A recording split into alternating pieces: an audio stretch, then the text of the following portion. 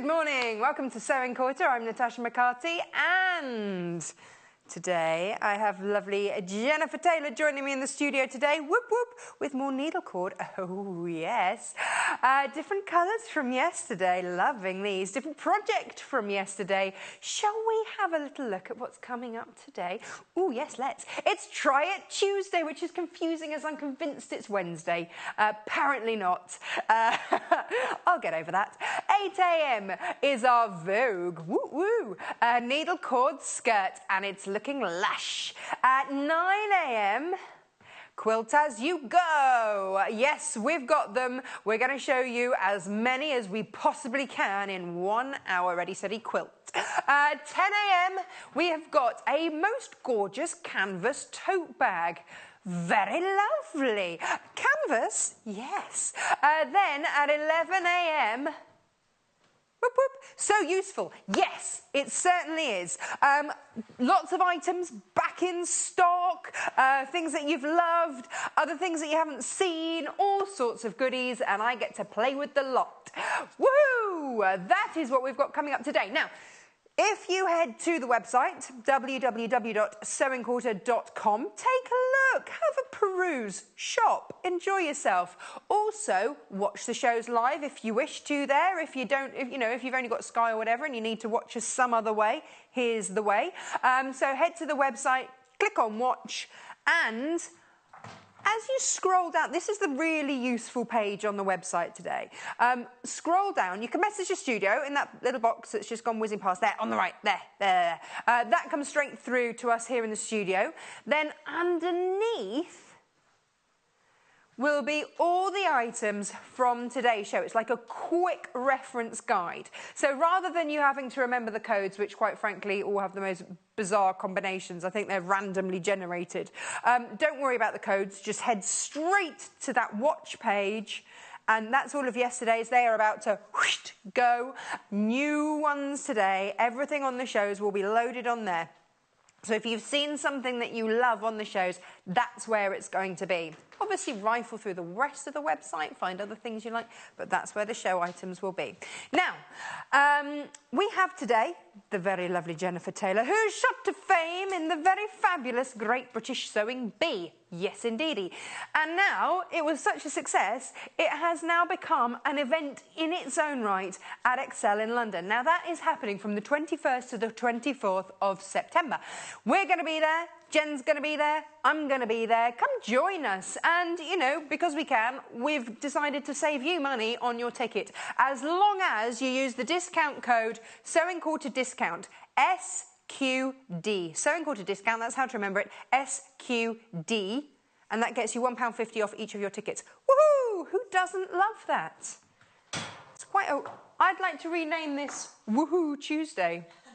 Or Woohoo Wednesday, as I keep thinking it is. Oh, no, I promised you brand new needle cord, didn't I? Yes, indeedy. So this is the skirt that we're making. Check this out. Well, actually, we're making a version of this skirt because you can make lots of different versions. I think this is lovely. Again, this is giving you that autumnal feel because, let's face it, it is autumnal out there.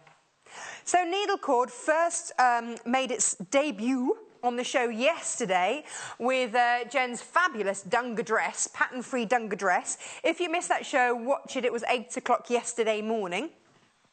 Now, this is called Red. It's not, it's pink, just to, make life tricky. But it is a beautiful, beautiful pink. It's really rich and lush. We've called it Red. It's not, it's pink. £27.95. You get 2.5 metres. So yes, you might want to make today's skirt. You might want to make yesterday's Dunga dress in pink. But you get this, you get a zip, and you get thread. The thread, of course, matching beautifully. Lovely. We'll show you the pattern that we're making today in a minute. So this is just with the needle cord because you're getting so much of it. 2.5 metres. Now, what I want to show you, actually, before I put this down is selvage to selvage how wide this is. Now, this is obviously... Here we go. Because it's really wide. It's about 150 centimetres.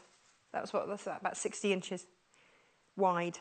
Normally it's about 44, isn't it? So you get a lot, which is perfect for your dressmaking, because then you don't have to sort of put them underneath each other necessarily. Depends on the size, obviously, that you're making. So that is it in pink, but we're not stopping there for you. No. Bring you new beautiful things. We want to bring it to you in another colour as well. So, whoa. What colour are we calling this?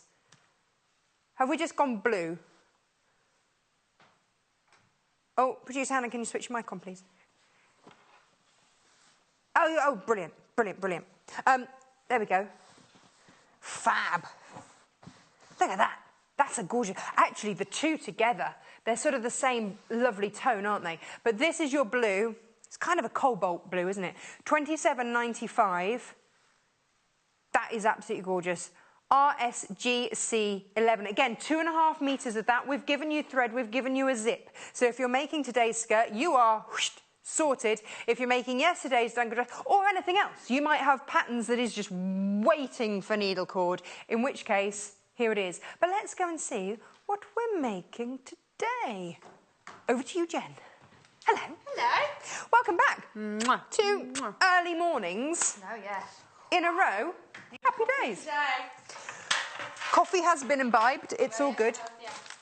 Now, let me show you these patterns because, as I have a little rummage in my trolley, we've got, this is the pattern that we are working from today, which made this gorgeous little number. It's got a, Good day. It's lovely, isn't it? It's lovely. It is really nice. It works really nice in that needle cord for sure. And then, you see, you also have an option to make it into a pencil skirt. Yes, you do. Here. Ooh, that's rather lovely. It's nice. It's slinky, isn't it? It is. Super slinky. We're going to do slinky today. Slinky slink? We're making slinky. We have 2 different size options for you, which is why we haven't put the patterns in with the bundle, because we don't know how big you are. Yeah. Small you are, or whatever, shape size or anything else. Shape size. So 8 to 12 is $12.95, and your code Q, it'll come up again in a minute. Now the next one is... size 12 to 20, and do take a look on the website to check out which size. If you are on the cusp, go bigger. Yeah, always go bigger. You can always downsize. Yeah. So $12.95. BUBR84. Do I have enough fabric to make the largest size in my bundle? I've got 2.5 meters. In the straight pencil skirt, yes. Lovely. Let's think then. Yes. Awesome. More than enough. And here it is. It's lovely, isn't it? It's got a little swirl on. Woohoo! Beautiful. Just want to rotate her a little bit. Give her a spin and a swirl. Nice. Now, what size, if I want to make this one, what size This can I is a make size this up to? 12, because our lady's size 12, so... Mandy's 12. But what size out of the 2.5 meters, what size can I make that up to? Okay. How much we got in a bundle again? 2.5 meters. So you can make E, which is the kind of mid-length, so it's one up from that one. The full skirt. Yes. No, but you can make the biggest size in the medium size so swish skirt. skirt. Slightly shorter swish skirt. No, slightly longer swish slightly skirt. longer Yeah. skirt. This is the shortest of the swish skirts. Oh, that's brilliant. So you can make the next one up. Perfect. So you can make it a little bit longer. Yay! Yeah. If you want any of that clarified, message in. Yeah, and don't forget to make sure you go with measurements, not your standard shop size 10, 12, 14, etc. Go with your bust and hip measurements. On the website, just check out the pictures because there's the sizings on the back. Right, let's get going. Okay, so we are doing it in the blue today. Love it. Is this going to look lovely with a cream top? It's going to look lovely in every top. Cream turtleneck? Ooh, turtleneck. A turtleneck. Yeah. Nice. I thought it was like some kind of turquoise neck. With a turquoise neck. Could work. It could work. Okay, so we're doing the needle cord today. So there's a couple of things that I want to show you before we get making. One is the pattern, and it may be that you're in between sizes. So it might be that you're a size 10 in the waist, but a size 12 in the hip. So you need to be able to grade your patterns. So we've got a couple of tools for you today. So we've got our lovely little curvy ruler. I love this. It's very satisfying just to play with. It is nice, isn't it? And then actually you like actually use it. Yeah, It's like a stress relief, isn't it? I just sort of wiggle it around a bit. Wiggle it around a bit. So yeah. Back in the day, once upon a time, I was a size 10 waist. Yeah. Always had bigger hips. Yes. How do I go use with it? big hips? So if we zoom in into this area here on the top, so it's this pattern here. There you go. Okay, so you can see that you've got multiple lines going on here. So you've got a size 6, a size 8, a size 10 and a size 12. And then we know this is a waistline because of this circle here with the cross going through it. Okay, so that's your natural waist. So that's where the garment's going to sit on your body. It even says waistline. Waistline. Okay, and then if we come all the way down here, you've got your lengthen and shorten area. If I bring... Oh, wrong way. There you go. So you've got your lengthen and shorten area here, and you've got this little notch in the side. Now that's the hip area, or as close as the hip area as you're going to get. Okay. So if you wanted to lengthen or shorten, because you know the distance between our waist and our hip are different with everybody. So it may be that you need to lengthen or shorten that hip area. So that would be where you do it. So if, for instance, going back to the point, so let's say you're a size 10 in the waist, but a size 12 in the hip, you do something called grading. Right. Okay, where you're going to go through all of those layers. Nice. But what I don't want to do is cut my pattern up, obviously, because I want to keep it. I might fluctuate in size. I might want to make it for a friend. Yes. So it's how do you do that transfer without doing it. So these tools are really good for that. So I've got my little flexible ruler. Okay. I've also got some of our tracing paper, which come in 3 different colours and a white. Oh, I love these. They're handy. They're so handy. Really, really handy. And then the new thing... Woo! Excitement abounds this morning with the number of new things we've got. The new thing is this handy little pen. It's a 3-in-1. It's a 3-in-1, baby. So at the moment I've got it on the ballpoint, so it's not actually got anything in there. It's not a pen. It's just a metal nib, but it looks like you would see in a normal pen. Where it has the ball on where you put ink in. Whereas if I twist the cap, I've now got a white chalk. Oh, hello. And if I twist it again and pull the lead out a little bit, I've got a black lead. Yay! Oh, yeah. So it's a nice little 3-in-1, so I can twist it again. So dark fabric, light fabric, sorted. There's the white. Oh. It's the end of the white. Oh, and there's the pen. So it's this one that I'm going to use for my marking out on the tool. Got a bit overexcited. Oh, I'm super excited by that. It's fabulous. It's cool, isn't it? Well, you know, I'm of the age where we used to have those spinny pens where you click down the different ink colour. That's what it reminds me of. Fabulous. Okay, so what I'm going to do is I'm going to pop my tracing paper down. So make sure the colour side is down, not facing up. I'm just popping it into the section where I'm going to be drawing my lines, okay? So I'm going to use my little ruler. So let's just say we're going to go from a size 8, just so I get you a bigger curve. So I'm going to pop it on there, and I'm going to bend it until I get to my size 12 over here. Then I'm going to take my little pen and score, like you would do normally. Just draw with it. But you're not wrecking your pattern, you're not cutting through your pattern, you're not perforating your pattern. So the pattern's not been damaged at all. I'm just using it as a guide. That's transferred into the tracing paper, and it should... Very faintly. There you go. I haven't pressed hard enough. Let's do that again. Yeah. It's my fault. But this is, you've got the 4 different colours on that carbon paper. It's like, you know when a waitress takes your order?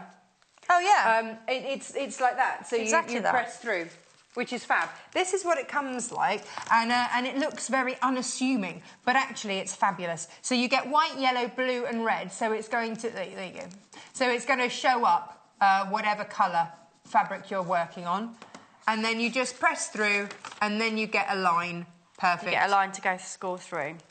So use it with your tracing wheel, with the multi-tool, and use with this your pattern ruler. paper. Yeah. Yeah. So that's good. So it's always one of those things that's really handy to have in your, especially if you're justing through and grading your pattern. So it's worth grabbing one of those. And also if you're doing like the Dunga dress, for instance, from yesterday, and then this is a great one for doing your necklines as well. So you can really play around with the look of it. Do I want a V-neck? Do I want a scooping neck? Or do I want a circular neck? So you can really play around with the shapes and have a play first. So you could go, yeah, I want to do some sort of fancy schmancy something. Yeah, yeah. Ba, ba, ba, ba, and then just Do it on the however plate. you want, and then it's got an inbuilt ruler in it as well, so then you can know that actually I want it to be 50 centimetres or 20 centimetres or so on and so forth. It's got a few little features of the ruler. It's got here inches on one side, and then it's got centimetres on the other.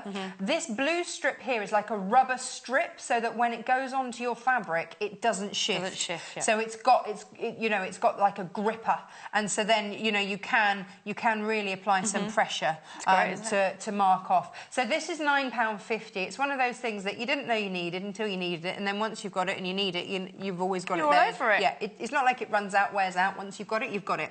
The 3-in-1 pen, love, love, love. Love that.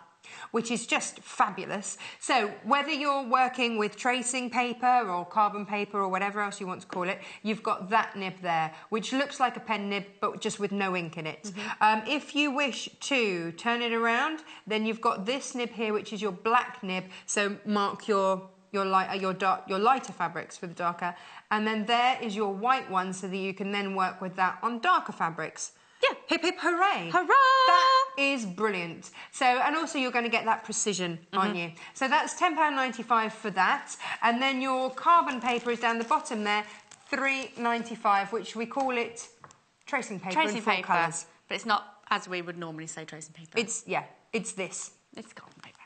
2 sheets of white and the rest blue, coloured. Yellow, red. Job done. Job done. Nice. Oh, exciting things. I know, today. yeah. So we've marked that. So we've marked that, so I've done that bit. Another thing, obviously, we did touch on this yesterday, but for those of you that may not have seen, I'm going to touch on it very quickly again, because we're working with velvet, not velvet, what am I about? Needle cord. It has something called nap. Now, which velvet has as well. Which velvet has as well, that's what I was coming to. Skipping ahead of myself. So basically, there's a direction to it, and you need to ensure that all of your pattern pieces are going in the right direction. So if I just bring my piece back here. So this is on the fold, but I know that this is the waist, because obviously it says waistline, so this is going down the length of the body. The same with this one. You can see the grain line has a direction going down the body. So all the pattern pieces will have this directional grain line that you need to be concentrating on. So what you really don't want to be doing is doing that. So don't set it out to save yourself fabric. Set it out so that the grain line is going to run in the same direction. So head to toe, it's all in the same direction. So that's incorrect. That is correct. And the reason being, I've got my 2 pieces here, which is part of my front facing. These are both in the same directions at the moment because I've cut them out so they're correct. Okay.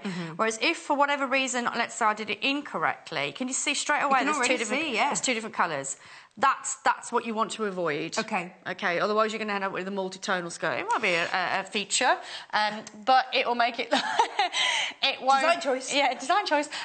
But that's what you need to watch out for. It's like when you brush it one way and then brush it the other way. Rake it back the other way. Yeah, exactly. So unless you're going with like a crushed velvet where you really wouldn't be able to see, definitely try and avoid doing that. So make sure all your pattern pieces are in the correct way so that they're shining in the right direction. Yay! All right. We don't have any crushed velvet. So no, doesn't matter. So we're all good. Awesome. All right, so that's that bit done. So the last thing I need to do now before I remove my pattern pieces is transfer some markings because as you can see here, we've got a curved seam and these are quite tricky. So we need to ensure that we're transferring all of our marks. So I've done tailor's marks already. Do you need that? I need to go through both layers. So for speed, I'm going to go with a tailor's tack, if that's all right. I'm just excited with my 3-in-1 pen. I'm going to go traditional. Some people are stationary people, aren't they? And I'm very much a stationary person. You love it, don't you? If there's any kind of pen or anything like that, I get overexcited. Overexcited? Yeah. Okay, so just to show you the tailor's tack very quickly, you see that I've already cut a section of the tracing paper away, so again, it just makes the life of my pattern last a little bit longer. Because you're not ripping through it. Because I'm not ripping through it. So I'm just going to go in and out of both layers of fabric. And I'm making sure that I'm leaving a tail, so quite a big tail, but make sure you've left one. You're going to go back in and out again to create a loop. That's the bit I forget to do. Always remember the loop, and then again you need a tail. So this is where you need your little snippies. So you can see I've got a tail, a loop-de-loop, and a tail. That's a tailor's tack. It's quite a big tailor's tack, but you get the point. It's just so you can see what I'm doing, all right? But you definitely need to leave a loop and enough thread, because what will happen is, if I just move that paper away for a second, you need to be able to pull these apart. Okay, and then you need to snip. So you need to ensure that you've got enough thread to create a tack that you can see. If your loop's too tight, you've not left enough tail, there won't be enough cotton left over to see the tack in the first place. So, you know, bigger is sometimes a little bit better. And also when it comes to pulling them out, you've got something to hold on to. More purchase. More purchase. I like. All right, Good so I've job. done my tailor's tacks and all the other ones, so I'm just going to be separating those now. Ba, ba, ba, ba, ba. Good job. This is all the bit that takes the time, isn't it? This is the before time, you yeah. get sewing. Absolutely, absolutely. I'm liking the contrasting colours there. With the red, Now, yeah. The details down the bottom is for the larger size pattern, and the details over by Jen is for this colour blue. It's gorgeous blue. We'll put the smaller size pattern in, but it's on the website underneath where we're live, so you can always find it there. And the pink is there as well. Let me show you this. The pattern has lots of variations, doesn't it? It has lots of variations, yes. So it's 2 skirts with 3 different length sizes. So whether you want to go short, medium, long. I mean, like, whoo, like that's proper flow. And that's proper office wear, isn't it? Office long. And then slightly shorter as you go. Although saying that, like you can see from the model in it's variation A that she's wearing, so it's still quite a long skirt anyway, because it's just coming just slightly above the knee. So it's just whether you want a really tailored. Depends how tall you are as well. Yeah, yeah, absolutely. For me, I might go for uber long because I'm uber tall. Uber tall. Uber tall. So £12.95. I love it. But the godette. That bit, this part in the skirt. Is that what that's called? A godet. But then some people go godette. Just depends on where you're from. Does it go tonight as well? Just go today, yeah. That bit. Oh, look at the beautiful fleety, foldy bits. Frill. Basically, it's almost a half circle, that section is. So it really does take up a lot of fabric, but it gives you that beautiful sway when you walk. So it is a really nice feature in that. Let me... bring her over. Woo! Check out the swing as she sashays down the road. Sashays down the road. Yeah. It's nice, isn't it? Pink is now on your screen. Hooray! Hooray! What beautiful colours, actually. The tones of this needle cord is gorgeous. We've called it red. It's not, it's pink. Oh, we've now called it pink. Oh, we've changed it. Look at that. Fabulous. So if you, if you bought it earlier when it was called red, it's still the same. It's just now called pink. We've called it pink now? Yeah. Okay, fair enough. Yeah. Fair enough. Just makes it clear. Right. It was the manufacturer that called it red. They must have, looked at it. Maybe they need one of those daylight lamps to actually get an accurate colour. Get a bit more accurate. Help us out a bit. Okay, so you can see from the pattern pieces, so I've just brought in half of the front of the skirt for you, that you can see we've got quite a lot of sections. Ooh, yes. And then obviously that would be repeated on the other side. So you've got 3 sections for your side panel, you've got your front section, and then you'd have another 3 sections for the other side. And we're making the pencil skirt. So we're making for the pencil skirt. So you can see this is a little section there, whereas with the skirt behind us, it literally comes out like that. The fabric is almost like a big slice of cake. It's more than a quarter, just a little bit less than a half of a slice of cake. That's how big it is. It gives you the swing, Okay, so I'm going to move my half section out of the way for the moment. And we're going to concentrate on this section here. So I'm going to leave that one for a moment. So the first thing we need to do is attach what would be the yoke part, if you like, to the main part of this. Yoke part? Yeah, it reminds me of a yoke because of the shape. Okay. All right, so it's right sides together. We've got our little tailor's jacks over here, so again that helps us lean it up because you can see we've got that diagonal seam coming in. So you want to make sure that you're going in the right direction. And we've got our notch. It is like a jigsaw puzzle, isn't it? You just have to piece all those pieces together. Hang on, we've got a lefty over bit at the end. That's correct. So is that okay? So if we didn't have that, you know when you make bias binding on the 45 degrees and you need your dog ears, otherwise it doesn't line up. Yes. Exactly the same process in here. So that's why we've got 2 red dots either with our tailor's tack either side and our notch to ensure that everything's lining up correctly. That's useful, isn't it? Because I'd have got myself in a pickle. Pickle. Right, let me just make sure that's double. Weren't happy with that. That's better. And this is right sides together. Right sides together. And actually, this needle cord, as we discussed yesterday, sort of grips together, doesn't it? It does, it's quite especially a nice fabric to work with. when you're at the moment with it working on the 45, it doesn't grip as much. But when you're putting two straight seams together, because of the rivets of the needle cord, they almost just sit into each other. So with this being quite fine, you're okay. But any thicker, if you start going into your heavy cords, I would definitely suggest using your walking foot when you're sewing. Oh, okay. Normally you would use that with quilting. But in order to ensure that they're not moving, because what they'll do is do this. Underneath the foot. So when you start working with the thicker cords or velvet or the longer velvets, more plush, what they'll do is they'll start doing this. So you need to stamp that out, and you'll do that with your walking foot. So you get that out. If you haven't got one, grab one. So walking foot isn't just for quilting? No, not at all. It's really good for more difficult fabrics, tricky fabrics.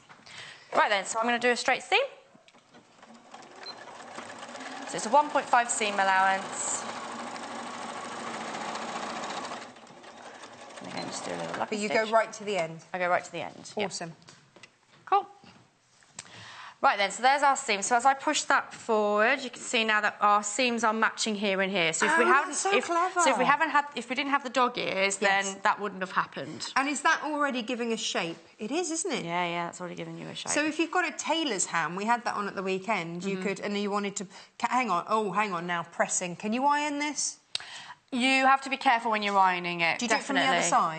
I would, if you can do it from the other side, better still, if you have a section, which you will have, a little bit left over needle cord, pop that up with the right side facing you, so when you place it on the downside, you've got that, exactly what we were talking about, it helps to cushion it. You can actually get like needle boards, where you can lay your fabric on, and it's like little pins that keep it away from the... What if I've got my Teflon pressing sheet? It could work, but I think it's the press that's the problem. In theory, when it comes to... if you go any heavier than this, you actually don't even touch the material at all. Okay. The steam, you would have to steam it, but obviously we can't use steam in the studio. But at home, try where you can... To not even... Yeah, not even let that plate touch the fabric if you can help it. So always, definitely, 110%, iron this garment from the wrong side. Okay. All right. It's just when you're working with... Because we used to here working with cotton fabrics the whole time. Oh, yeah. Having needle cord is something different, so it's just finding out what differences to bear in mind when you're using with a different fabric. Okay, good. Okay, so do you need to move? Producer Hannah? I can see you teetering. No. Right, OK, I'm going to show you how to grade, and then if you need to go, you can go. OK, so with... Is that all right? I could just feel a little interpretation. So in this skirt pattern, there's some really lovely detail with top stitching. So that's what we're going to be doing now. So you're actually sewing all of your seams down, which I think is really lovely. So the first thing we need to do is grade our pattern. So I'm going to use these scissors because I really like them. I really like these scissors. These are my favourite ones. So all we're literally doing is taking off a good chunk of that seam allowance, as much as you can possibly get without physically cutting your seams. There you go. So you can see the difference there. So half a seam, full seam. Now, what I would do as well is with the top seam, I would go in with the pinking shears. Oh, you've got all the tools all the scissors today. All the scissors today. So I haven't pinked the underneath one because it's going to be enclosed by this upper one. Oh, I'm sorry, darling. I thought you were going over them. Whilst you just have a quick tidy, I want to show you these because... We have been waiting for these to come in for ages. These have been so popular. You can use them if you're left or right-handed because there's no thing to put your hand in. I have like a bit of an arthritic-y knuckle there from falling off horses, so sometimes actually putting in scissors really Now, as I press down, great, but you'll notice I don't have to do anything. It springs out, it's spring-loaded, so it opens up. So it's saving you half the effort already. Yep. Absolutely fab. You'll notice that that is absolutely flush with the mat. So I'm not having... As soon as I slide it under my fabric, I can then just glide. Cut and glide. Love it. Which makes these brilliant. Otherwise, like if I show you with the pinking shears, you can't glide with those because you have to... Look, that's the difference. So these are really great if you actually have tricky fabrics that slip. So it's almost like a rotary cutter because the blade is staying on the mat, whereas obviously with your pinking, they're not. They are nice. That's why I was really confident, even though it's a really long blade and even though I was going very close to my seam on there, I'm confident using those scissors because I know that blade stays still against the fabric. I do like it. They're back in stock, $22.95. They've sold out before because they are amazing and they are the razor. I mean, they are super. They're so really you can actually do that thing where, which I love. You know when you watch people cutting fabric that are used to cutting fabric and they just get the edge of the scissor and just go zzz, you can do that with them. I love it. Makes me feel professional. Yeah, back to this. So what you need to do now is press your seam, so the bottom seam up towards the waistband. Okay, so that's what you need to do first. And then what we're going to do is turn the fabric over and we're actually going to do a line of top stitching. Just remove my tailor's tack because that'll get caught in a second. Okay. So rather than get the iron out for that section, obviously at home you would press, but I'm just going to do the stitching so you can see, all right? Whilst you do that, because it's just a straight line of stitching, I'm going to show you the fabrics because they're gorgeous, quite frankly. So 2.5 metres in each bundle. You get a zip with each bundle and coordinating coloured thread. Let's start pink. This makes me want to wear thick tights and long boots. And woolly top. Oh, brilliant. $27.95. I'm ready for autumn and winter if you've got something like this. PGGC 99, $27.95. Yes, 2.5 metres of this lush, super soft. Oh, it's just a joy to stroke. It's beautiful. And this is what the skirt looks like. Beautiful. 2 different versions. We're making the Slinky pencil version today, but as you can see, there's a fuller version as well. So if you want to have that swing as you sashay down the street, go for that one. Oh yeah. We've also got it in blue. So you have enough in the bundles to make the size options up to a size 20. But in the size 20, in the swing skirt, you can make the middle length, but just not the longest length. That's the only one that you can't make out of the 2.5 metres. Everything else is covered. All the other pattern designs are covered. I know I have to tell you that because, you know, someone will want to make it. But the skirt that we've made is the shortest option. So, you know, you can make the next size down in the biggest size better. Yeah, there we go. Here we are. This is the blue. $27.95 for your blue. Now, you might not be making that skirt at all. You might have fallen in love with the dunga dress yesterday out of the needle cord, in which case you could possibly make 2 out of this. That would be amazing. $27.95. That was yesterday's show at 8 a.m. If you didn't see it, watch it back. But grab this. $27.95 RSGC 11. 2.5 metres of that beautiful blue. Both of those my colours. Very tricky to choose. They are, aren't they? Super, super gorgeous. Oh, yes. $27.95. Grab whichever colour or both. Here's the pattern that we're using today. There it is. So we're making that Slinky, the one that the model is making. And then the only one, if you're a size 20, that you won't be able to make is that bottom left-hand one. The full length. Yeah. Swishy. Everything else you can make. Yeah. Happy days. Absolutely. Yeah. I hope that's clear. Yes. Is that clear for everybody? If it's not, then message in and I'll clear explain as mud, it another way. as they say. Yeah. Right, okay, so now this is the tricky part, because we've got this lovely little curve seam here. This is the tricky one. They don't look the same length. They're not. Okay. Oh, there we go then. It's not actually an optical illusion. No, fabulous. They're not the same length. It's can we show them the pattern maybe? Yeah. An idea? Grab them. Okay, so if we look at either A, B or C, probably C is the best option there. Can you see the difference in length between what would be the top section, which is that one there, and then the length of the side section? Mm-hmm. That's where the different size is, because you can see it cuts into the seam. Ah. But also, you're adding a curved edge into that area, so that actually this one would be bigger anyway. And therefore, we need to do something. So that's what I'm going to show you next. So you're very observant there, my darling. We need to do something. You need to do something. Okay, so we need to do what's called an ease stitch in this curved area here. So when you do inserting of sleeves, yes. So the head of the sleeve, it's curved, trying to go into a circle. You do the same process in your sleeve head as you would do in this skirt. Is this the same process on this? Do you do this on this? Yes. Excellent. Just a little bit in the top section. Oh, no. Because the way the dress is, because it's on that 45, it's almost like a slice of cake. It comes in that section, so it's just that section that needs easing. Whereas this one, because it's a flat skirt, it's tailored to the body, there's more of an ease section. You like twisted it, don't you?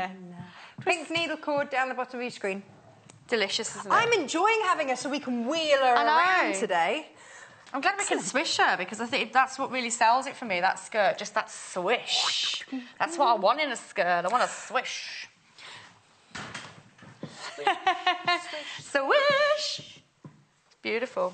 Beautiful. Right, okay, so we need to do an ease stitch in here. So basically, it sounds complicated, but it really isn't. All it is a straight stitch, which is what we've been doing already, but you need to extend the stitch length because you need to be able to pull and gather that stitch. Oh, yes. No, I do know what this is. You do know what it is? Yes. Do know. So I need to use my machine to extend to the biggest length it will give me. So I've not done anything different. I've just extended the stitch using that one there.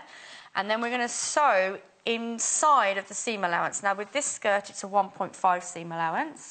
So I'm just going in a little bit shorter than that. So I think it's at 1 centimetre at the moment. So that's fine. So I'm going to go all the way around. This is the joy of these sorts of shows. If I got this pattern and someone told me to ease stitch something, it would become a UFO, an unfinished object.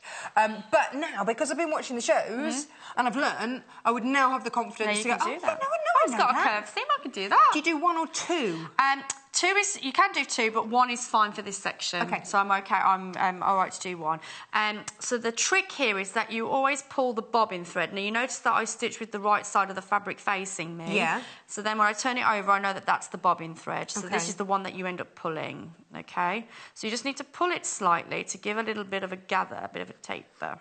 This is, I always liken this to, you know when you get your pencil pleat curtains and they come out the pattern, they're all flat, and then you've got to ruche it up. Yeah. Ruche it up. So you can see how that's starting to curve up.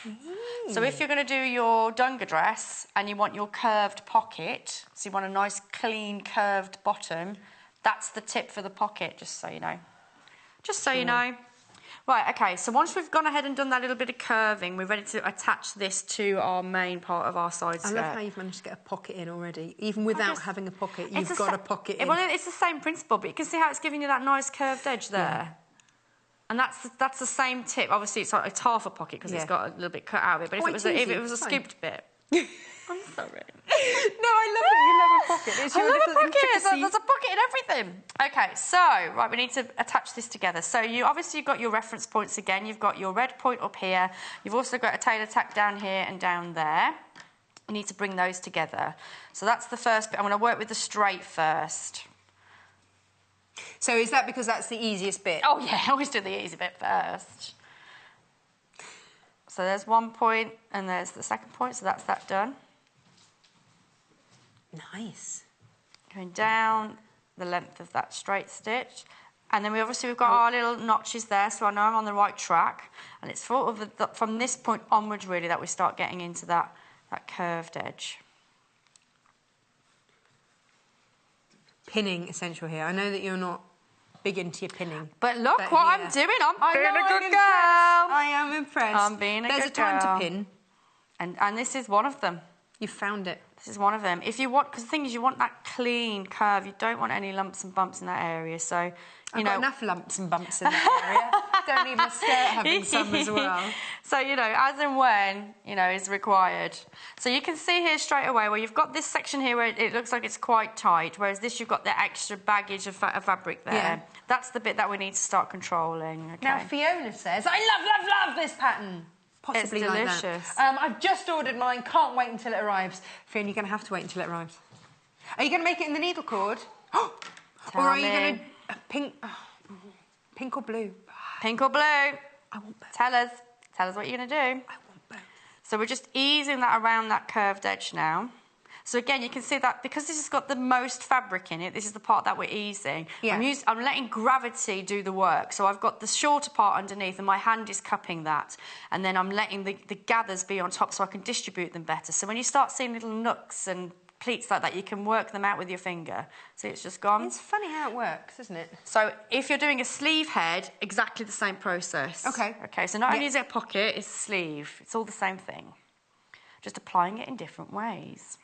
But these are the bits. What we try and do on these shows is show you the bits that might become stumbling blocks for you. Yeah. If you're new to this kind of stuff. Sewing a straight line, yeah, you can do that. But these little intricacies are the bits that might just trip you up a little bit. Just trip you up a little bit. But now we know how to do them. Exactly. Perfect. Perfect. So if in doubt, pin and then pin a little bit more.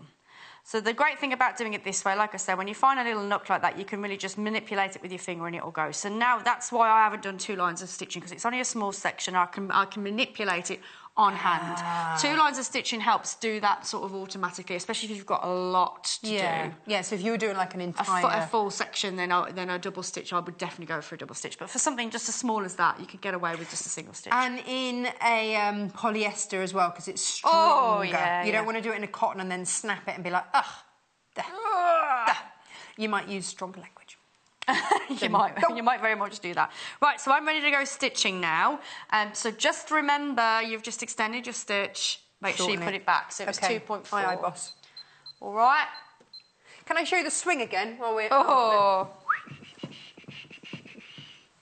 Yeah. Hey, producer Hannah likes to...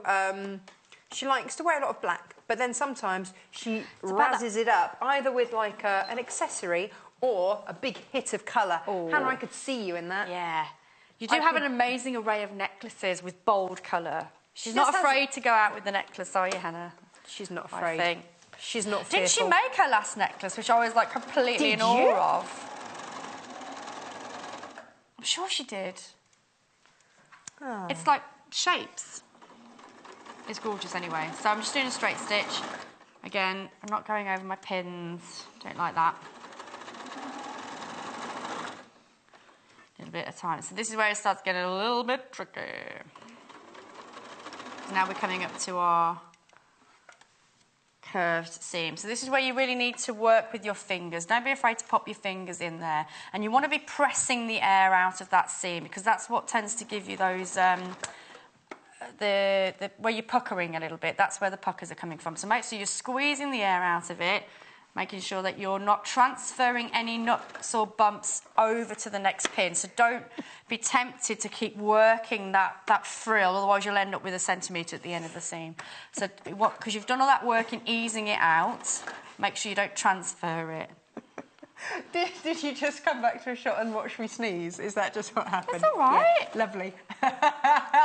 TV at its best. We were already talking about that in the green room, weren't we, as well? It's quite funny. Right, OK, so I'm coming round again. Thank you very much for holding pincushion. No, it's all right. We've got a magnetic pincushion on later, which I love, and I just sort of lob my pins in its general direction. It sort of grabs them. Normally I have my wrist pincushion with me, but not today, not today. There's another one there. Let me grab that for you. Oh, thanks. That's all right. Last but not least. OK. Oh, yay! I love that cutting action on I that. love the cutter! This machine, it's one of our best machines. I love it. Well, yeah, it is basically our best machine, isn't it? It is. It's the top dog. The Excellence 680. My favourite thing. I'm so easily pleased, and not many machines have it, but it's got a thread cut, which means I'm saving thread. I love it. And you know, if you've bought an expensive thread, you want to save every ounce of it, don't you? Every tiddly tiny bit of it. Tiddly tiny bit. So I've actually pulled out that tacking stitch now, the easing stitch, so we don't need that anymore. Gone. Okay, so we might have saved thread on our on our cutter, but we've just wasted it with our ease stitch. Right, okay, so there we have our curved seam. So obviously we need to give that a nice press, and we also need to do what's called grading in the back of it. So you can see how this is all frilling, where because of the top stitching that we're doing here, we're doing the same flat fell seam here, but obviously it's a curved edge. So we're pushing up towards the waistband, whereas this is going to start causing a problem. So we really, really do need to clip into that area, at least that one seam. Yes.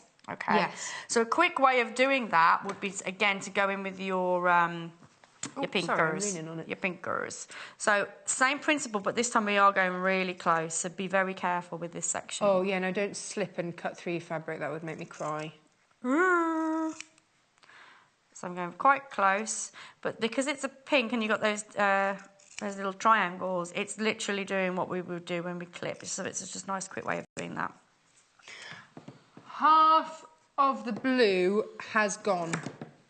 And that's checked out. That's not even including people with it sat in the baskets. Cool. That's it. Gone. So bundle's just easier for you. You've got everything there, haven't you? You've got your zip, you've got your thread that matches, you know. Oh, I love it. Yes. Just makes life easy. That's why we do it for you. So £27.95 gives you 2.5 metres, your thread and your zip. So you are ready to go, go, go. So then when pick your pattern and off you go. So then when you're pressing your seam, you're pressing it open towards the waistband. So that, there you go, that's fine. So now you can give that a nice press. So that's your first section done. Can I just show you as well? This was the seam that we went across to look at the fabric. So when you say a flat fell seam, you got rid of the bulk as you've just done there. Then you press the seam over. And then that's your top stitch there. Look how lovely and flat that lies, which then means that on the skirt, wheel her in. Wheel her in. That's the detail that you're getting in the stitch. And then down there, this is what you're about to do here. Yeah, that's right. But because you want these points to match, I've got a little cheat method. So once I've done the zip in the back, if we've got time, or I'll just show you the cheat method on how to get that nice continuous line on there. Can we just go to the cheat method? Yeah, fine, let's do that. Let's do that. Right, so here's one. Whoop. Whoop. You're right, Mandy. I got overexcited with Miss Swing. I can't swing and roll. Yes. It rocks and rolls. It rocks and rolls. Okay, so I've already gone ahead and done my back section. So it's the same principle as the front, just a little bit of a different shape. So you've still got this sort of like yoke detail in the back. It's lovely, isn't it? You've got that panel in the side, and then you've got our lovely little bit in the section with that curved seam. So what we want to get is this continuous line of not only of stitching but also the fold line where the two seams meet together. So it's right sides together. This is where I'm like, I hope I've got the two right pieces, and I have. So make sure that your seams are matching up there. So that's the first section. So this is a cheap method for what? The top stitching. Making sure the top stitching is all where it needs to be. Are you just...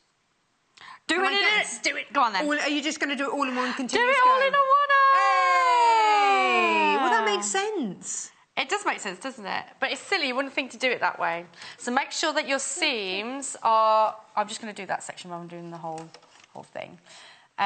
So just make sure that your seams are pressed up towards... So if you've gone in with your iron beforehand, obviously we haven't because we're naughty. But at home, make sure you do. So make sure you sew those seams down. I'm only going to do a little bit. I'm not going to go down the whole thing. Okay. So once you've done that, thread cutter. So then obviously what you would then do is you would press that seam open. Yeah.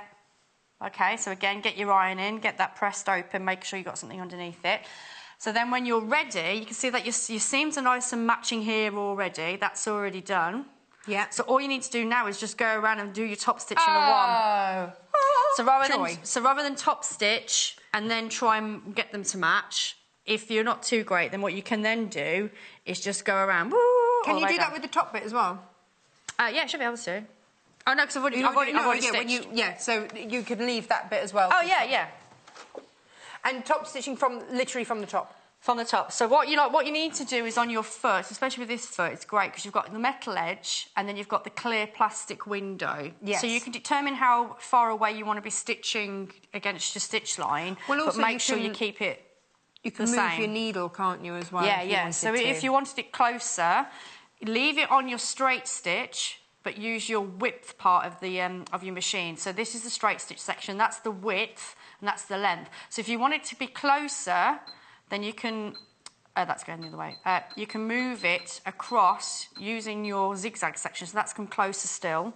And then all you would then need to do is just trace around that seam using that window on the foot, going all the way around. concentrating phase. No, I'm impressed. That looks lovely, doesn't it? It's a good detail all the way on around. It's lovely. So again, I'll just stop there just so you can see what we're doing. But you can see now, not only do we have our lovely seam matching up, but we've got our top stitching matching up. Yay! That's what it's all about. Good. That's what it's all about. This fabric is just divine, isn't it? Brilliant. Beautiful, beautiful, beautiful. What I'd just like to say about this fabric is that it's not like a cord. It's not like a real heavy, thick cord. Oh, not at all, no. So it's still going to be very, very flattering as a skirt. That's why it's got that... Did I mention it's got a bit of a swing to it?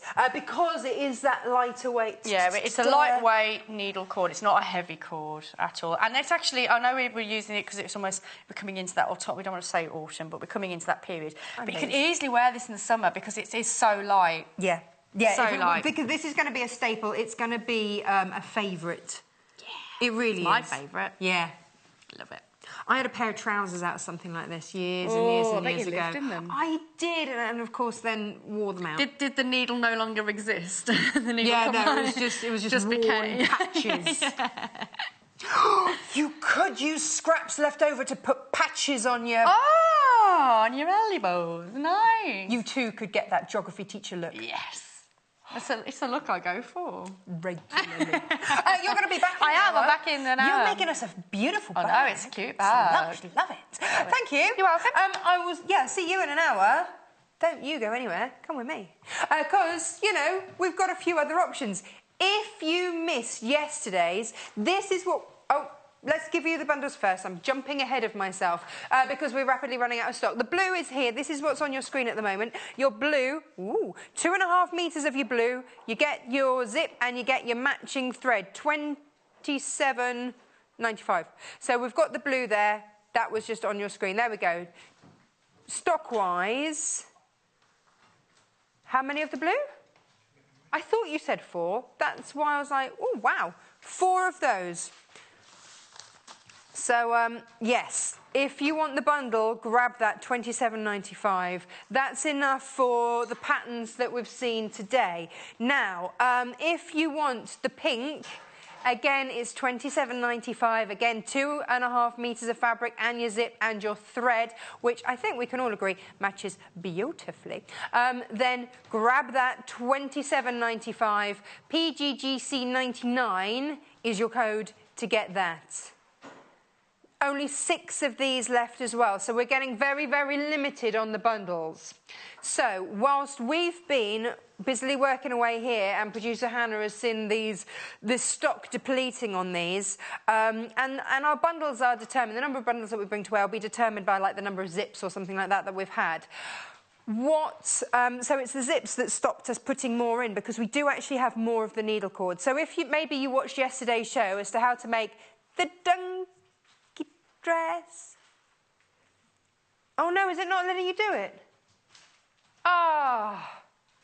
We thought we'd found a way to bring you the needle cord by the ½ metre, but the computer says no this morning. We'll see if we can rectify that, and we'll see if we can find a way, because I would love to do that.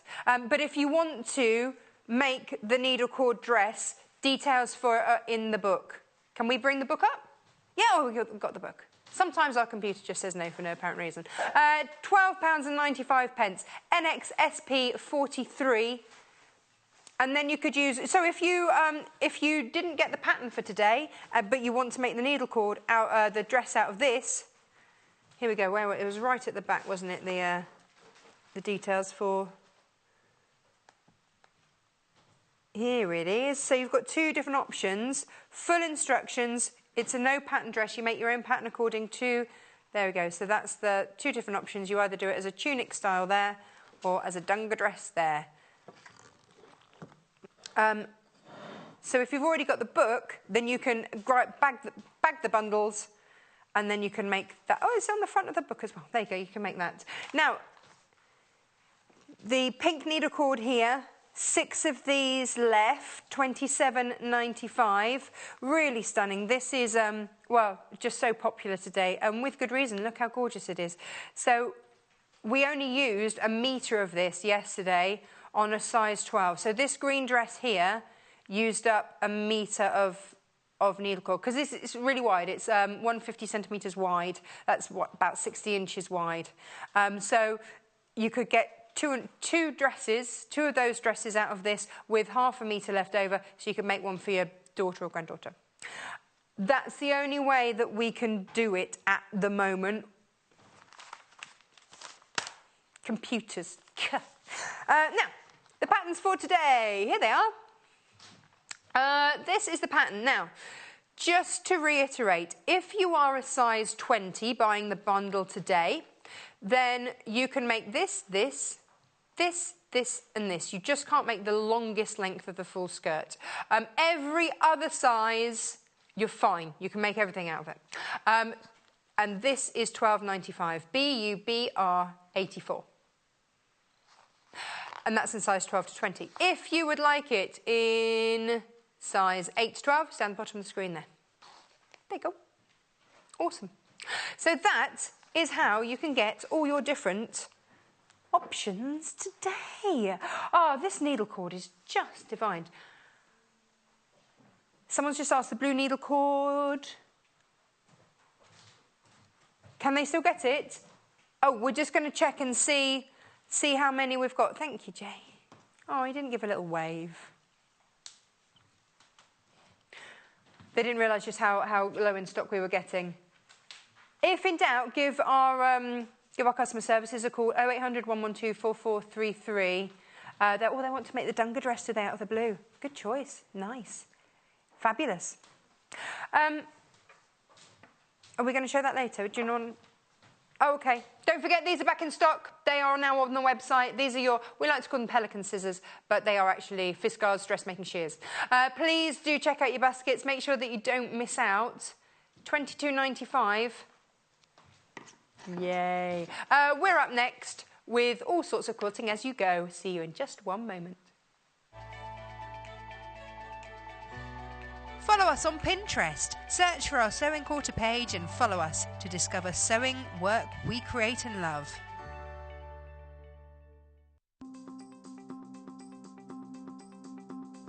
So we're going to show you how to do a backstitch. Now, a backstitch is a great one to use when you haven't got a sewing machine available, but you need to repair or fix a garment. And the backstitch is a really strong stitch to do that with. First of all, you need to start with the wrong side of the fabric first. So I'm just going to place my needle through to bring it through to the front.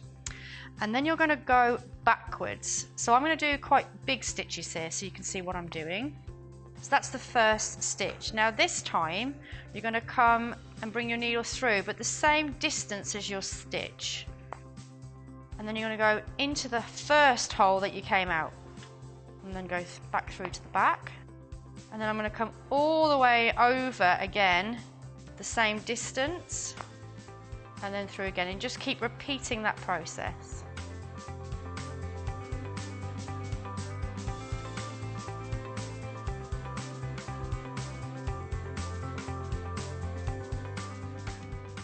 So this is my final stitch now. So as you can see, there's my row of back stitches, and if I just turn that over for a second, you can see that it's almost as if it's double stitched along the back. So you can see it's a really secure stitch to do when you haven't got a sewing machine to hand. Give your wardrobe a handmade upgrade with a little help from Jennifer Mills. On Wednesday the 23rd of August, Jennifer will create a chic outfit over 2 hours. She'll start with a classic blouse with a range of sleeve styles using a classic McCall's pattern. Then she'll fashion a fitted wrap skirt in beautiful enzyme linen. You can recreate this stylish look in a range of colour palettes for a timeless, sophisticated look. And with Jennifer's vast knowledge of all things dressmaking, you're in safe hands. So, join us on Wednesday the 23rd of August at 8 AM and 10 AM for these essential dressmaking demonstrations, only on Sewing Quarter, Freeview Channel 78. Following the success of our Christmas in July series, we're bringing the festive spirit back to the Sewing Quarter studio. Join us on the 25th of August for a morning of merry makes featuring guests Jo Carter and Lucy Brennan. With a stack of festive fabrics by their side, Jo and Lucy will show us how to create Christmas quilts, advent calendars and soft toys. Among them is Jo's Perky Penguin, who makes a welcome return, this time with a seasonal twist. So, join us for this one-day Christmas special, 8 a.m. to 12 noon on Friday the 25th of August, only on Sewing Quarter, Freeview Channel 78.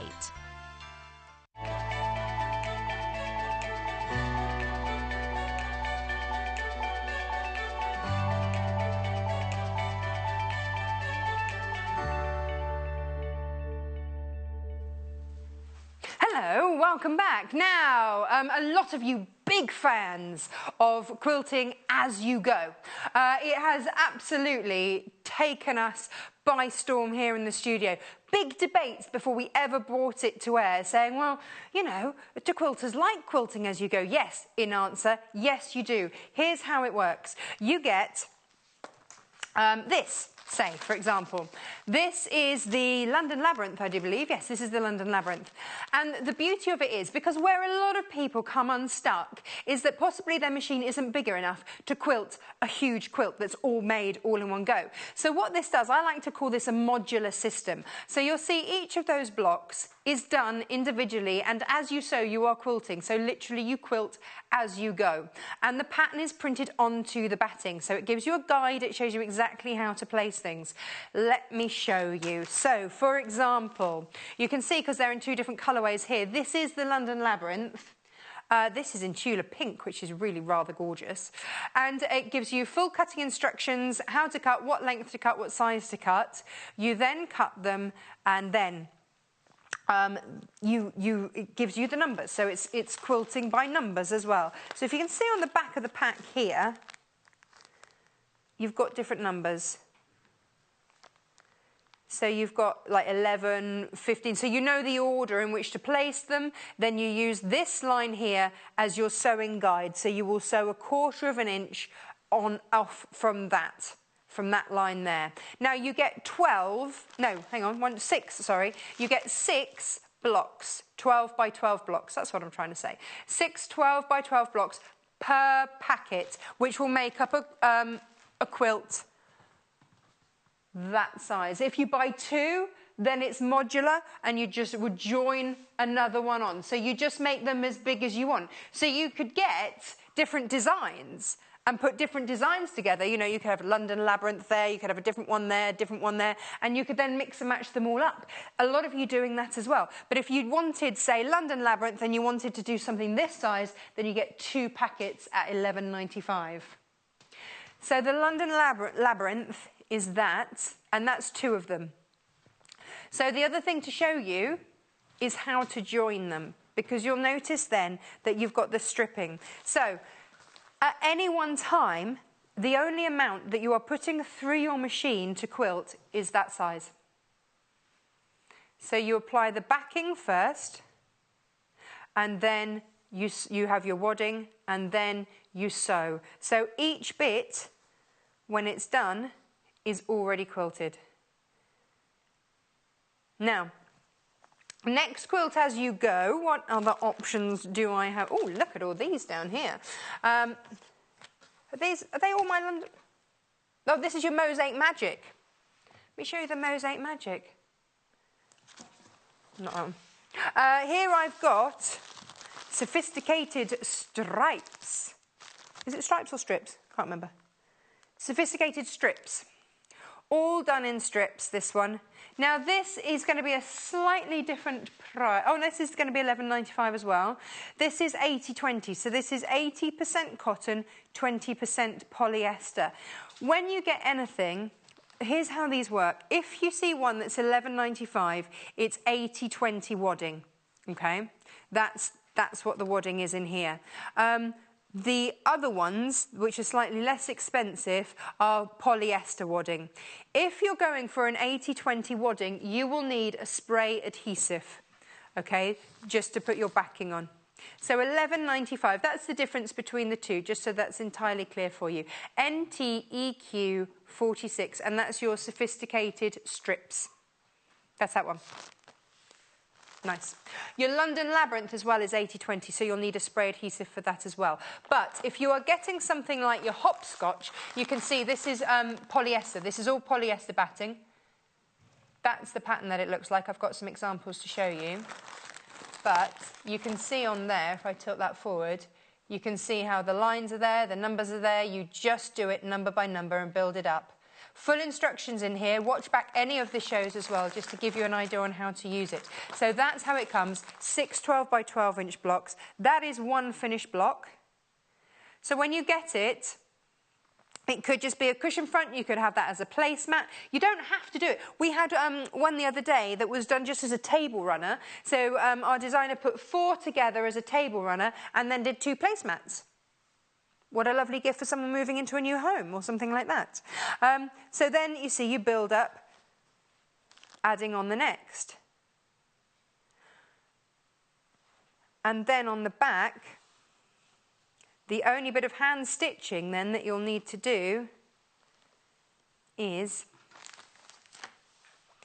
here. So these are your edges there.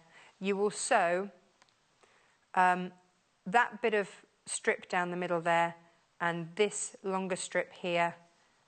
Sew down there, and then that is a folded piece, so you would just slip stitch on there. And that is how you join the quilts together. Full instructions in the packet, but you see then it's all quilted. It's all done. That's why so many of you are absolutely loving this, because no more wrestling.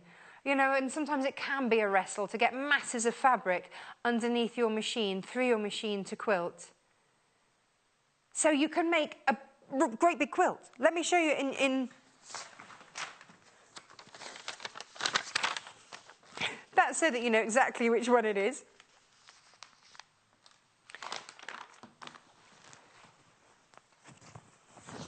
That's the size that you'll get when you buy 1 pack.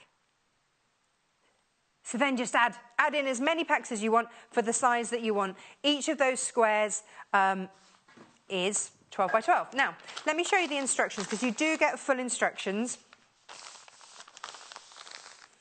Here it is. So this is your quilt as you go. This is your hopscotch block. Now, you've got YouTube videos here. So where you've got the little, I don't know how close we can come in on this. Yeah, oh, they're going to come in for you. Check this out. They're so good, our camera guys. There we go. So here, you see that little sort of cinema bit?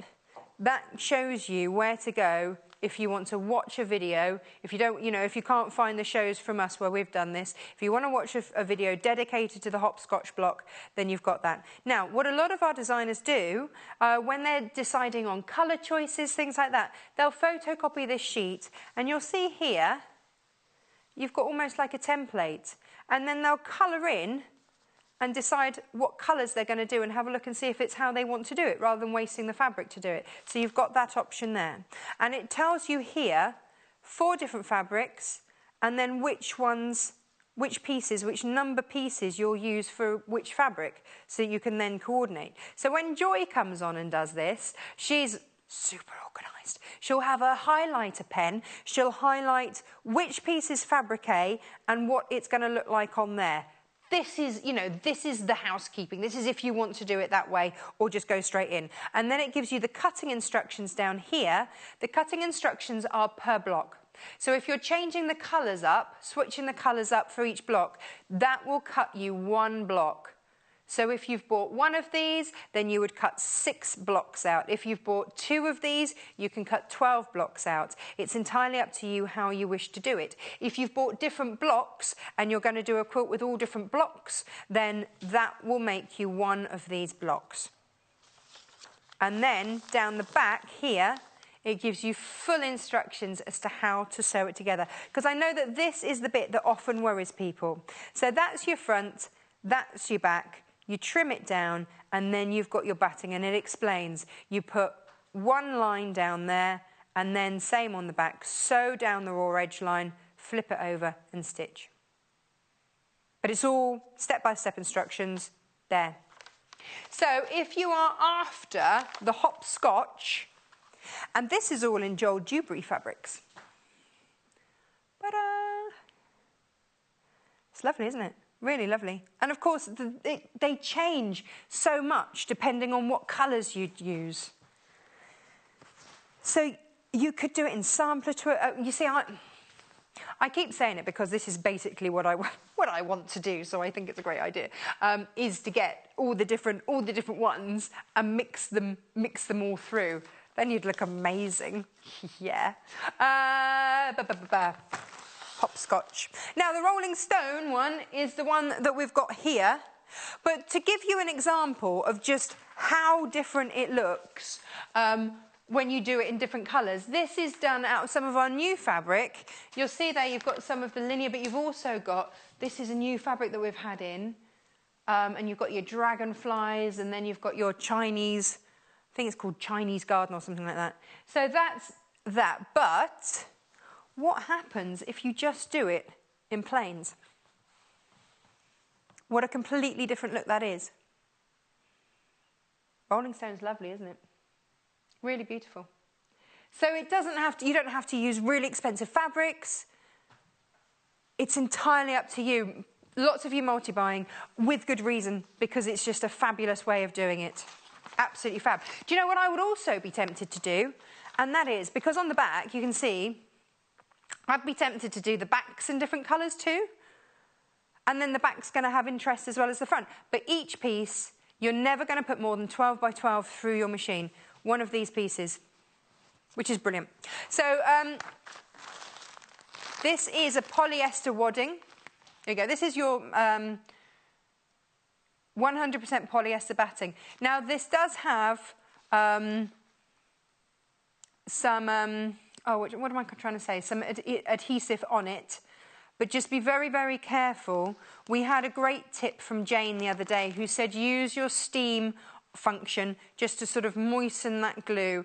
And then when you press very, very lightly, because this is a polyester wadding, you don't want to make it into like toast and be working with something thick. So you want to keep that sponge, so you wouldn't normally iron that, but it does have that. If you're worried in any way, just get a spray adhesive, spray it on, and then don't even worry about putting your iron anywhere near it. $8.95 for your Rolling Stone quilt as you go. Poly batting series. It's batting because it's American. There you go. It's the only difference.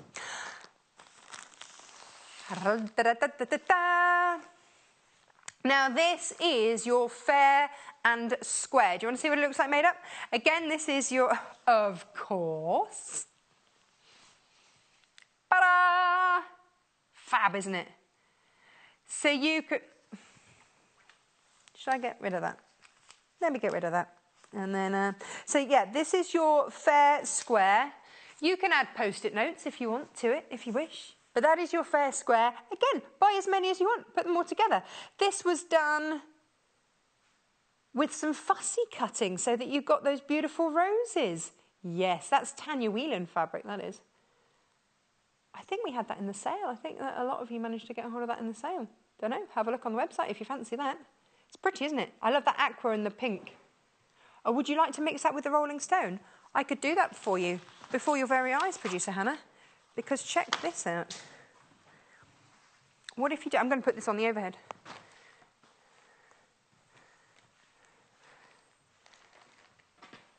Yes! Yeah. Do you see what I mean about a sampler? Or, for example, you could have that there. That there. That one was your London Labyrinth, although you would be mixing a different type of wadding in if you did that. But it's just to give you an example. So, oh yeah, so look, you could do that, that. So if you wanted to do different, you know, I mean, yeah, your colours would obviously match. But that just gives you an idea of what you could be doing if you want to mix and match them all through. Ooh, I've always wanted to try that. When you get these... your quilt, as you go, will come in one great big, and you cut an inch down each side. It's got a 2-inch gap, and you just cut down the middle, and you cut them into your squares as you go. Now, if you've got any questions, then do email us, which is, or if you've made any and you'd like to share, please share. It's lovely. Then that is studio@sewingquarter.com. Now, another essential. As soon as you start playing with your Quilting Co, and this is another reason that I love this product, is because you're going to use a starch. So in your preparation, when you cut your fabrics, you starch and press. Okay, now we've got a starch spray. It's not like the aerosol ones that are a bit like, and can leave like a white powdery stuff. No, no, no. This is Best Press Spray. We've got 3 different flavours for you. And actually, I just like to spray my pillows with this. So, scent-free, if you don't want a scent at all, and you go, actually, I smell sweet enough, then go for your scent-free one here, $4.95. But all of the instructions do say use a starch spray. This isn't an aerosol one, and this won't leave a white flaky mark if you've used some of those starch sprays before. So $4.95 for your Best Press scent-free spray, 170 ml there. And then you see, because you don't iron in between each step once you start sewing. So all of your ironing is done before you start to sew, and then you just get on with it and finger press. And because you've got the starch already on there, you are good to go. So you don't iron whilst making. Now, if you love, and this is one of my favourite smells, lavender, then we've got the lavender one as well. So $4.95 for your lavender. And actually, that's the one that I like to spritz on my pillows and then just $4.95. Yeah, that's that one. And then if you like, what's this one? Cotton linen, I want to call it. It's linen fresh, not cotton linen. Linen fresh. And it is very lovely and fresh. Whichever scent is your favourite, then we've got that as well. $4.95. This is this one. That gives you 170 ml, RDEQ 80. It does last a long time. However, once you get starching, you can't stop. And this made me very happy. Look at this. Mary Ellen's Best Press, 499 millilitres. Couldn't they just round it up to, couldn't they just squeeze an extra mil in there? Like, and make it, oh, it says 473 here. On the bottom, it says 499 millilitres here. Just a mil off 500. Just a mil off half a litre in there. Brilliant. So there's room. They could have squeezed another little milliliter in there. But this is your Best Press. This is your best value Best Press because you're getting double, but it's half. But it's more than double, but only double the price. So $9.95. Best value for money is this one. FSEQ 20 for a millimetre off half a litre. Yay! Awesome. I think that's the first time I've seen it. I don't know if anybody else has got it. I don't know. Oh, here we go. 2 products in one. Save time and money. 2 products in one, starch and sizing. Use on all fabrics. No clogging, no waste, no flaking, even on dark fabrics. No residue or shine. No spotting. Makes ironing easier. Well, I'm sold on that one. Relaxes stubborn wrinkles. Can I use it on my face? And safe storage doesn't attract bugs. Has that been a problem with your starch spray? Oh gosh, acid-free and guards fabrics from soiling. Fabulous value, $9.95. But you're going to need some fabric to work with. Come with me. We have got, of course, fabric bundles for you aplenty today. Let's start off over here. So, here we go. Look at these colours. Here we go. So, if you are after, check this. It's quite a colourful bundle, this one, isn't it? Ooh. This is your primary colour bundle, 1945. Yeah, so you've got that lovely yellow in there. You've got, oh, producer Hannah, could you go a bit close to your mic, please? Your 2 spot-ons are your green and your red. Then you've got your, I want to call it sunshine yellow. Oh, it's bright yellow. I always want to call it sunshine. And then you've got your lovely rich royal blue in there. And then you've got your optical white through in there. 2.5 meters of fabric. Boom, in there, ready to go. TDGC 99, all 100% cotton. Boom. Right, next one up.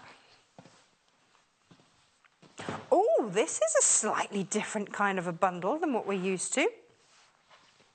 Look at this. So it's kind of darker, more masculine colours. This is going to look lovely against kind of leather, isn't it? If you've got any sort of, maybe you've got like brown leather sofa or something. This would look gorgeous against that sort of thing. Look at that richness there. That's autumnal warmth and cosy in one colourway. So again, 2.5 metres there in your rich colour bundle.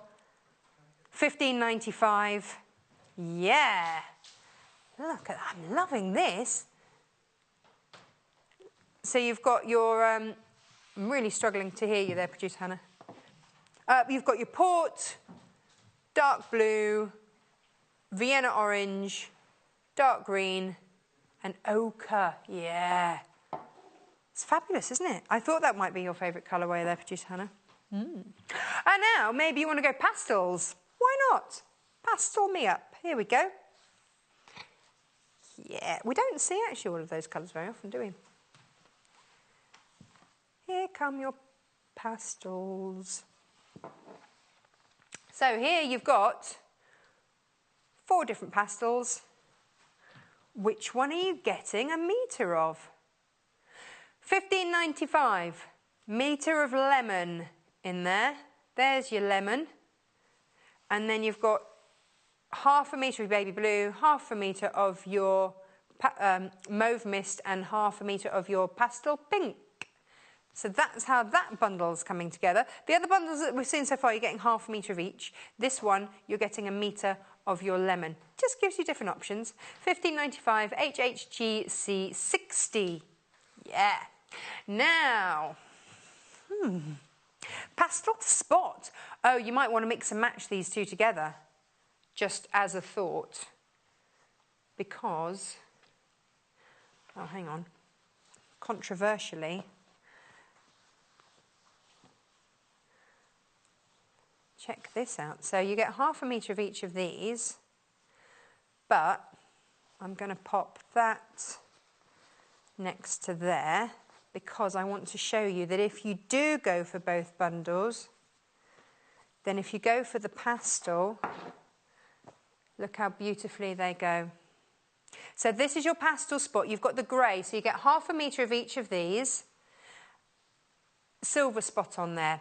Grey, silver, potato, potato.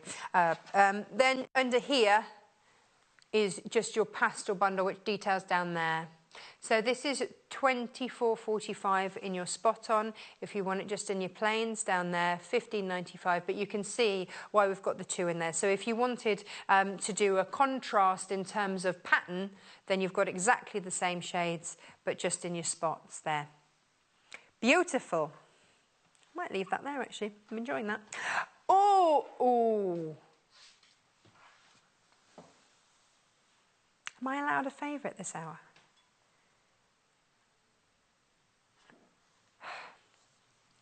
Check this out. This is my favourite. Look at the colours in this. Oh, look at these. That is like, that's like a peacock, isn't it? That's just fabulous. The richness of those colours. Ah, yes. They're the ones. Producer, it's a sweet shop. It's like a sweet shop.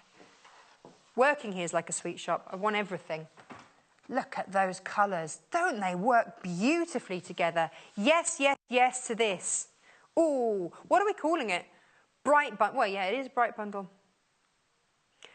Deep orchid, maize. I'm going to say is that pistachio? Yeah. Marine blue, which is that one. We've got that also, and coming up next. And then that's your fuchsia.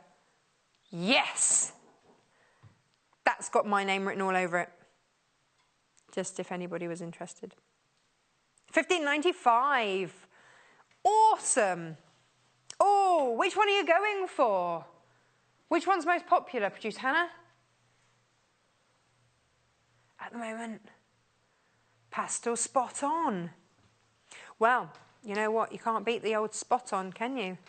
Oh, a couple of questions. Oh, let's go over and have a look then at those questions. Bye-bye, beautiful fabrics. Ooh. Now, Christine. Hello, Christine. She says, hi. Do the 6 squares together make a cot quilt? Well, I would say, yeah, kind of cot quilt size, isn't it? That's your sizing. So each of these are 12 inches, plus then you've got, what's that, an inch down the middle for your batting? For your, this one that I've got here is your fair square. Shall I, hang on, I've got a tape measure here. Let me give you those measurements for you, Christine. Any questions, honestly, just ask. Have I got another one? What's my other question? La, la, la, la, la. Obviously, it would help if I actually measured this flat. Come on, Natasha, think it through. So that's going to be 39 inches by, spin, spin, spin, spin, spin. 39 inches by, hold the line caller, just a smidge under 26 inches. That would be nice in your pastel spot. Yeah. Well, you know, for a baby quilt, and also because you've got that grey pastel spot in that grey pastel, you know what I mean, the silver spot in with the pastels. Lovely. So if you wanted to do it with the lemons, the lemon and the grey, you could do that. Any more questions? Maureen, good morning, Maureen. Can you sew the whole quilt in one piece instead of cutting it into squares? It's not intended to do it that way because of how you do it together. So, this one. Hang on. Oh, this one. Here we go. Let me show you this one. So, this one here is your hopscotch. So when you get it out of the packet, it does, yeah, it is all in one sheet. But you then cut it up, and you do that because when you then come to put them together, they're joined like that. So you would, let's start with one side. You would put your piece of, shall I call it binding for now, facing out that way, facing out that way. You would then put the one that goes on the back. So you have a longer piece on the back folded in half so that all the wall edges are facing one way, and then you sew down there. That sews that side on there. And then you've got that flappy bit there which then folds over and sews on there. That's how you join them together. So Maureen, to answer your question, long-winded I know, if you wanted, I guess effectively, to do a centerpiece like this on front and back to cover that join there, then you wouldn't have to cut it. You wouldn't have to cut it. You've just got to find a way to cover that gap. So you could do it, but you'd basically have to do that, sew down there, and then do that front and back. So you'd have more hand stitching to do if you wanted to do it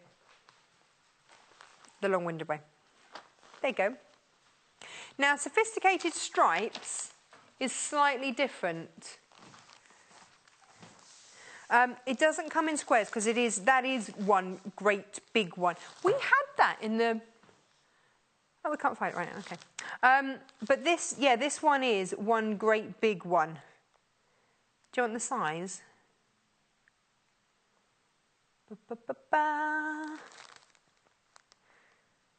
Just seeing if it's got... So it's £11.95. Where's the size on this? Oh, here we go. Approximate finished size, 40 inches by 50 inches. And this is your 80/20 as well. So this is the only one that's slightly different. We did do a full show on this, just this quilt. Sophisticated strips, £11.95. But that's the only one that's different. All of the others you cut down. So there you go, Maureen. If you wanted to do it all in one go for this one. Ta-da! There you go. We'll see if we can find that one. Which one would you like to look at next? Ah, the one on the wall is this, is the Rolling Stone. Let me show you it in a different colourway because... So this Rolling Stone one here, this is 2 packets. I say it's a modular system because you just sew together as many as you want. That's it, we've got that in current fabric, but look at the difference in just solids, like in the bundle. This one's got a little bit of linear in the blue, but otherwise it's just solids. So if you're buying any of the solids bundles, this is the sort of look you're going to get if you're going for patterns, but it just changes the whole feel of it. There you go. So that's your Rolling Stone, and it is a polyester one. Now, like I say, with the polyester, just be careful. Hiding. Just be careful when you're working with the polyester that you don't overpress it and flatten that wadding. That's the only caution there. When you start with these, you get them out, you cut them up, and then you apply the backing. That's how you start off. Now, any of the polyester batting has an adhesive. If you're at all worried about overpressing or anything like that and squashing that wadding, then just get an adhesive spray and use that instead. But you're only working with a small amount. You're only working with a 12 by 12 size at a time. Well, actually, it's slightly larger. It's going to be slightly larger. It's 14 by 14. But if you press as you go, then there you go. You can give it an overall press at the end, obviously, but when you start off, there you go. So you don't press as you go along because you would press your fabrics with your starch spray as you go. Should we go and have a look at that starch spray again? Because it does say, oh, there's the back as well, nice. Because it does say, right, so when do you use the starch spray? Let's start the process from the beginning. Hurrah! The postman has arrived. He's brought me my beautiful sewing quarter package. Happy days. Rip it open, rip, rip, rip.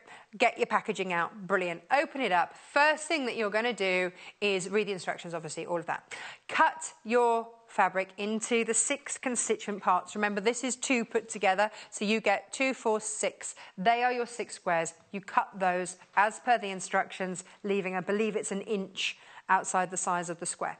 Then you cut your fabrics and you then starch them. So when you've cut them, or as you're cutting them, starch them and press them straight away. I would possibly get my length of fabric and starch it all before I even cut it. Starch it, press, and then that gives that fabric that extra texture that you're wanting. Because when you've cut it and you start to sew it, you don't press in between each stage of sewing like you would a normal quilt. So normally you'd sew 2 blocks together and then you'd press it one side, turn it, press it, and onwards and upwards. But with this, once you start stitching, there's no pressing. You finger press and it will hold that press because you've starched it. So in all of these packs, it recommends that you use a starch spray. Now, we all know that starch sprays, if you're using an aerosol, sometimes they can be white and flaky and stain your fabric. So we've got this in because we think this is excellent. This is your best press linen fresh spray. This is your most cost-effective one. Once you start best pressing, this gives you just a smidge under 500 mil, so 499 millimeters here, $9.95, and you get the little technical word with this, and this will last you so long because that's a whopping great big bundle. When we've had designers, so I can show you, for example, when designers have come in, this is a bottle that one of the designers used to do one of the quilts. You can see how little has been used. So it doesn't use an awful lot, but if you're going to be starching a lot, or you think, yes, this is brilliant, I'm going to starch everything in sight, go for the bigger bottle. $9.95. Okay, this one has got your linen fresh spray. This new larger one, oh gosh, nearly 20 have already gone. That doesn't count with the people that have it still in their baskets. Well, it is just to have around your house. You know, if you have to do husband's collars or anything like that, or even your own, then this is a great one to have. You know, there's nothing better for me than getting into lovely crisp bedding. So just a little spritz of that. Nice.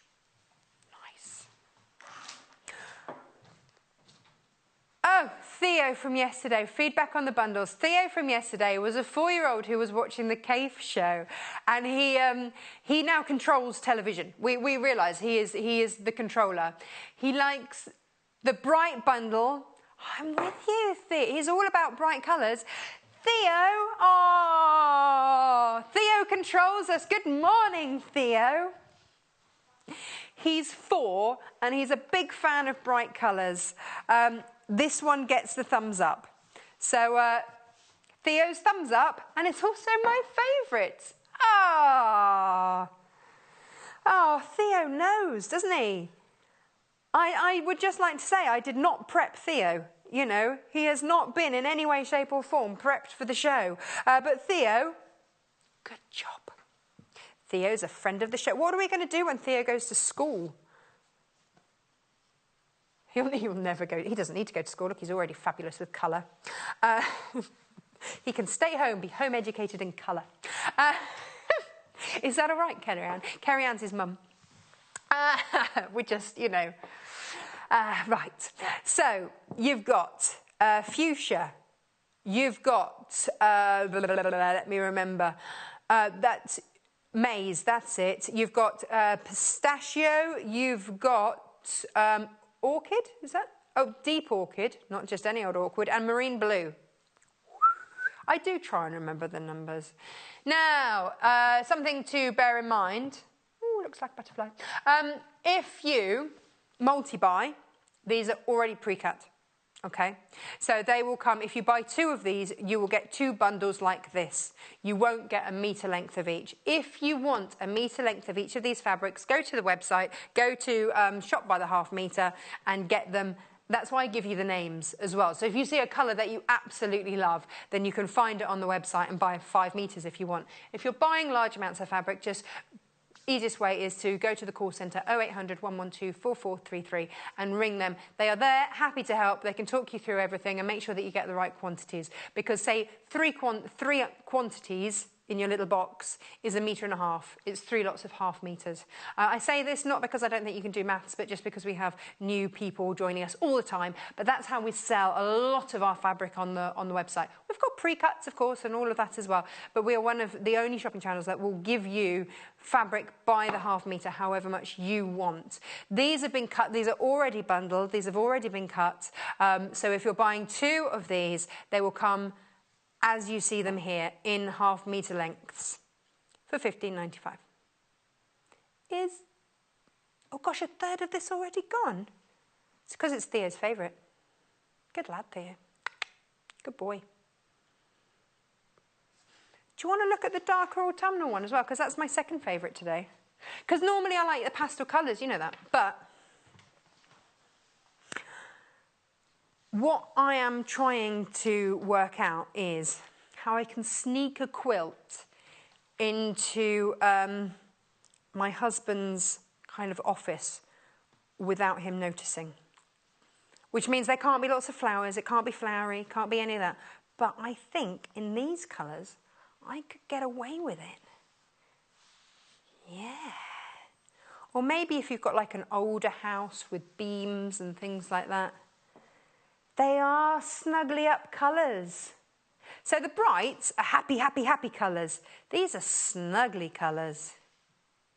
So I've got ochre, I've got Vienna orange, I've got port, I've got dark green and dark blue. Nice. So if you wanted any of those in metre, 2 metres, whatever, head to the website. They are the names.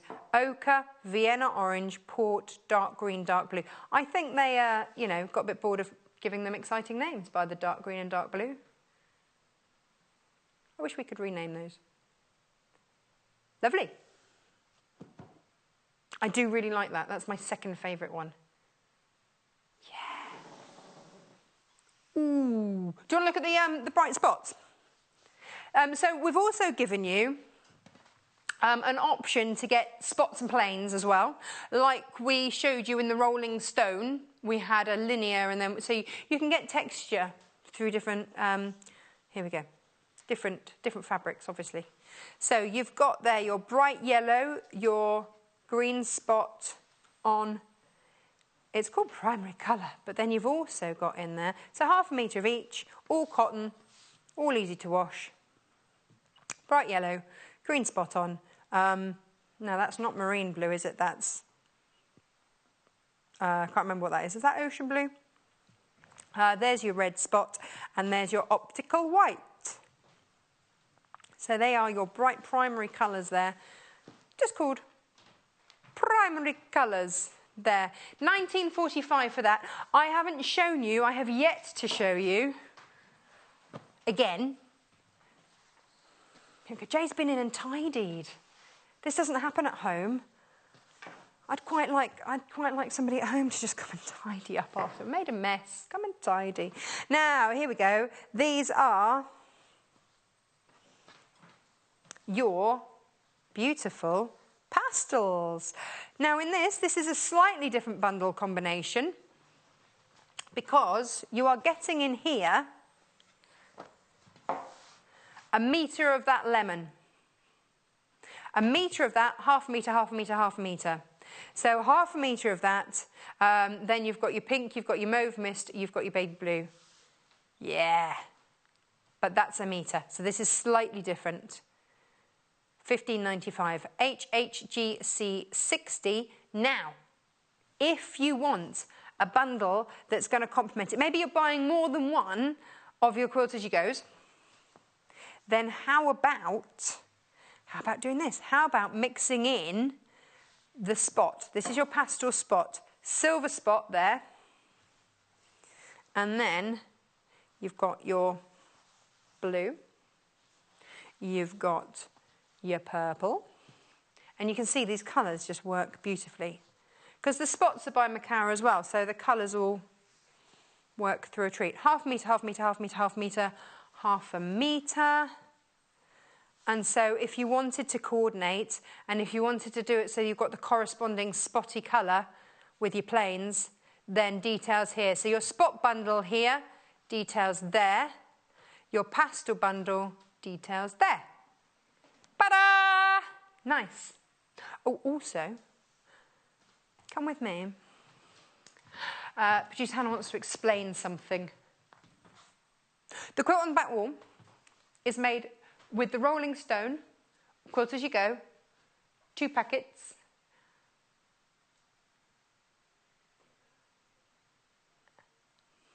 I got you. Okay. Right. Okay, yes.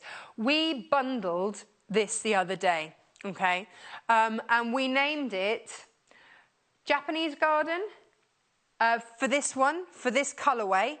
And English Garden was the other colourway. They were just the names of the colourways.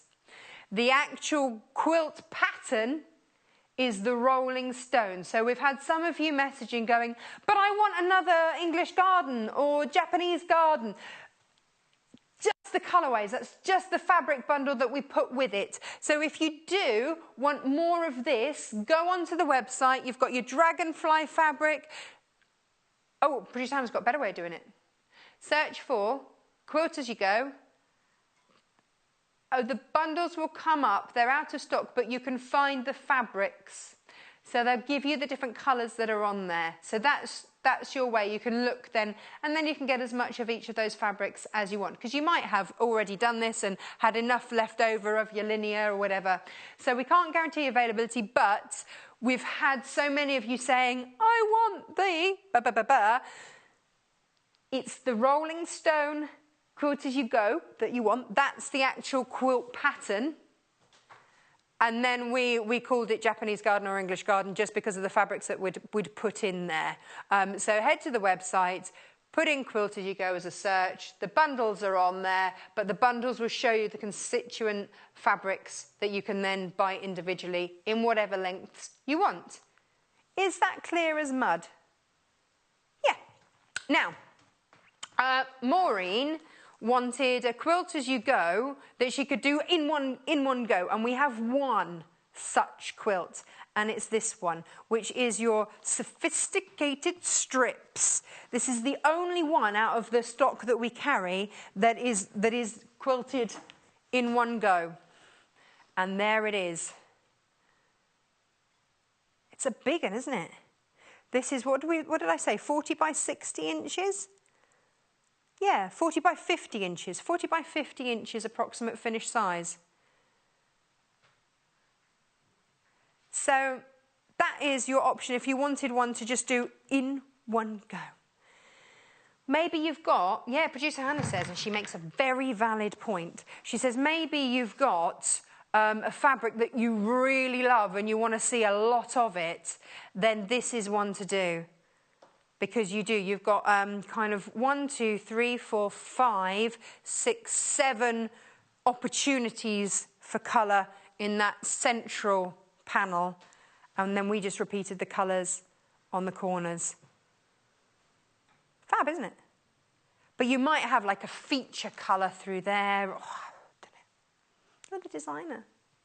But again, the same process would apply in that you would put your backing on first. So you can see here, if I lean that forward, there you go. You can sort of see, it's getting the angle so you can catch the, you can see that's quilted. So get this one out the packet. It's the only one that differs. Get this out the packet. This is 80-20, so 80% cotton, 20% polyester. Get your spray base, or if you wanted to do it with safety pins or tacks, whatever you like, put your backing on. Then you quilt from the front, and you have quilted literally as you go, as you add it on. London Labyrinth has gone crazy. Gosh, let's have a look.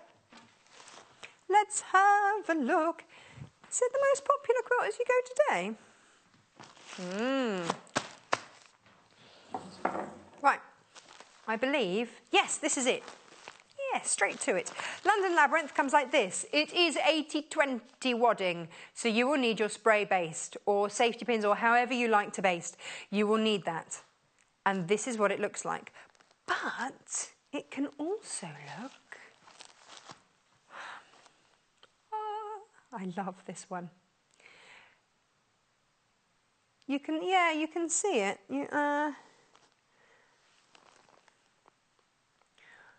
It's, there you go, there's your 80-20 in there. So your wadding's in there. So the 80-20, it's predominantly cotton. So you've got that predominant natural fibre. That's the difference. So the polyester has a bit more loft, a bit more torque. But if I just show you the difference between the two on here. Oh, no, hang on, here.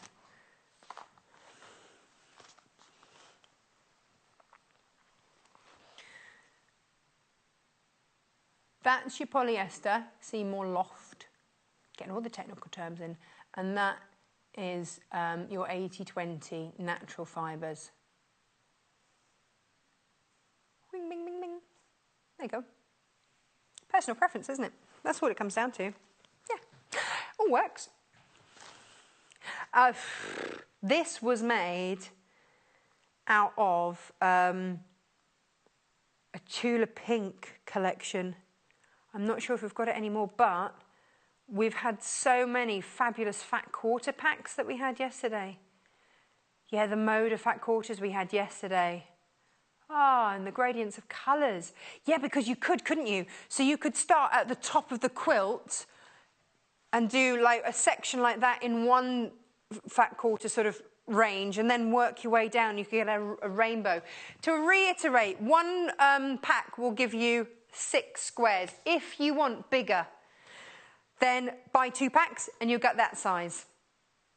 If you wanted to buy another pack, then you can either add on to there or do it in whatever ratio you wanted and just keep making it larger. Boom, boom, boom. to whatever size. But that's the joy of quilt as you go. So you could end up doing a king size quilt, but have never quilted more than a 14-inch square under your machine. So if you've got, you know, maybe an older size machine or an older machine and you're just like, oh, I want to quilt, but actually I'm just not sure it's going to be man enough for the job. Quilt as you go. If you're new to quilting, perfect. It's a great step-by-step because you've got the numbers on there, so you know which bit to piece. You can do a block, maybe you do a block a night and you'd have that done in a week. And then, you know, you don't have to spend hours and hours and hours. Maybe you want to do it each block in different colours, like this one. But you can just see here, I mean, that's 2 different colourways there, and then that's your third in just plains. How different it is. There's so much room for manoeuvre and play here. We had someone email in beautiful pictures. Was it? Did she send pictures, or did she just say that she's got twin, possibly grandchildren, and she'd done them one each, so she could do a slight variation. Same but different. It's that important. Same but different, isn't it? So you know, beautiful gifts, lovely. $11.95. I think these get a little bit addictive. I did see a lot of you at Festival of Quilts. Bags of them. Heading off. Right.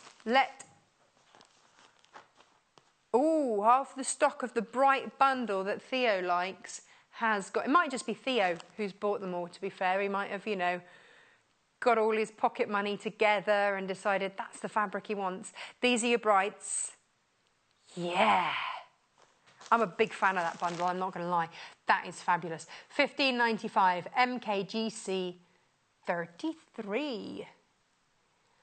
Half a metre of each of those. If you buy 2, you'll get 2 lots of half metres. If you want them individually, then head to the website and you can buy them by the half metre, however much you wish. Best Press Spray, which we had for the first time with me today. If everybody checks out their basket, half the stock of this is gone. And we bought a big amount to wear for you. So please make sure you don't miss out on your Best Press Spray. It even comes with a little squirty bit. That probably has a more technical name. Very useful, very useful. Producer Hannah, I think that you were changing it to 499ml. Did you know that this does not attract bugs? That's what it says on the side. And it's acid-free. Oh, that's good, so you can use it on all your different types of fabric. And guards fabric from soiling. Ooh. No spotting, residue or shine. Very important. So this is a fabulous, fabulous piece of kit. And it's been so popular in the smaller bottles that we thought, yeah, get you this. You need it in your life. And then it becomes more cost effective, of course, doesn't it? Because this is $499. The others are 177ml. But they last a long time. So it depends. I mean, if you're going to use an awful lot, great. If you're just starting out and you're not sure if you're going to love quilting as you go, get the smaller one. Or if you want a different scent, get the other ones. But do be quick on making your decision if you're going for this one, because like I say, over half the stock now gone. $9.95. FSEQ 20. Hurrah. Do you want to see the other scents, actually? If you don't want any smell, my mum's like that. She doesn't like air fresheners or anything like that. She's like, no, I just want scent-free. Then here it is. This is your scent-free option. So if you smell sweet enough anyway, $4.95, and that's just plain nothing. Smells of nothing. NDEQ 38, but still does a great job. It's not... Whoop. It's not the spray that does the starching. Now, this is your lavender. I'm a big fan of the lavender. If you are doing ironing, you need to relax. Get your lavender out. $4.95 for that. And if you are after the smaller one, then here we go. This is your linen Maybe you've never tried it and you don't trust us, you don't want to take my word for it, you want to try it yourself, then here you go. That's fine. $4.95 for that. Or maybe it's just that this is the first Quilt As You Go that you've tried. You're like, well, I don't know how much I'm going to use. With sophisticated strips, yes, what's the question? Can you join two of those together? I do not see why not. I don't see why not. Same, the same would apply. The same system would apply. What you wouldn't have, of course, well, yeah, because you would only, what would happen would be, depends how many you're putting together. So what would happen is, you would end up with two of these, so maybe one there, and then you would just apply them, you'd attach them the same way that you do the other ones, but just bear in mind you don't have the instructions for that, because you don't have to do it. So if you've got any of the other ones, then they will give you the full instructions as to how to attach them together. So you would just do that attaching in the same way that you would do two smaller pieces, but for the full quilt. See? That's sewn on there, flip it over, hand stitch. That's the only difference that you would need to do. So if you've got any of the other ones that will give you the full instructions, so for example, when you get your packet home, because you get full instructions, you get links to videos if you want video tutorials, it talks you step by step how to do the back. So how to pin it, which way to face it, where to stitch, how to then flip it over, and then sew. It gives you that step by step. You wouldn't get that information with your sophisticated strips, but if you have any of the other ones where that does apply, you'd have that information. Just transfer that process across. We are nearly out of time. Jennifer Taylor is waiting in the wings, ready to come on and make a particularly gorgeous bag. So don't go anywhere. Let's have a look at the favourite fabric of the day today. Oh, a brand new fabric yet next hour. Yeah, forget the fabric of this hour. Let's have a look at the fabric for next hour, which will be coming up after the break. All of those beautiful new fabrics coming up next. Make sure you've got the fabric you need from this show, though, and I'll see you in just a couple of minutes. Join us on Facebook. Simply search for The Sewing Quarter and like our page for the latest news and more.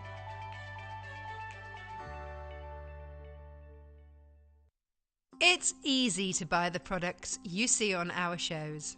To buy any of the items featured on today's programmes, just head over to our website www.sewingquarter.com.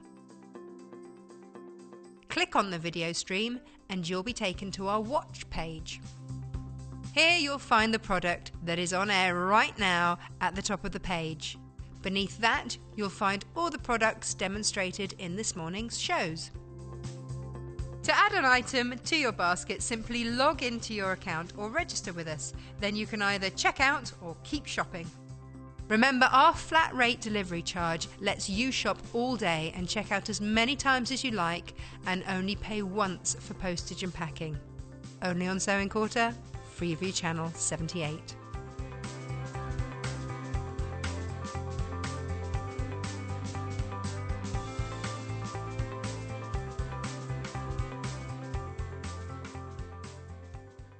Did you know there are multiple ways you can contact us, even if it's just to ask a question? Our friendly team are always on standby. You can call our customer service team at 0800 112 4433, email us at help@sewingquarter.com, visit our Facebook page, follow us on Instagram, follow us on Twitter @sewingquarter, and even message us through our website, and our presenters will answer your questions live on air.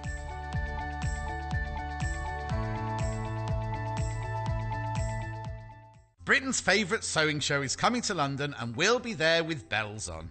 The Great British Sewing Bee Live is taking place over 4 days from the 21st to the 24th of September at XL London. If you're a hobbyist dressmaker who's been inspired by what you've seen on the Sewing Bee, a seasoned professional looking for new ideas, or just fancy taking dressmaking up for the first time, this is the event for you. We are proudly sponsoring the Demo Theatre with live performances from designer, author and former Sewing Bee contestant Jennifer Taylor throughout the weekend. And with our discount code SQD, you'll get £1.50 off your ticket. So what are you waiting for? Grab your tickets now and join the buzz at the Great British Sewing Bee live this September. Did you know there are multiple ways you can contact us, even if it's just to ask a question? Our friendly team are always on standby.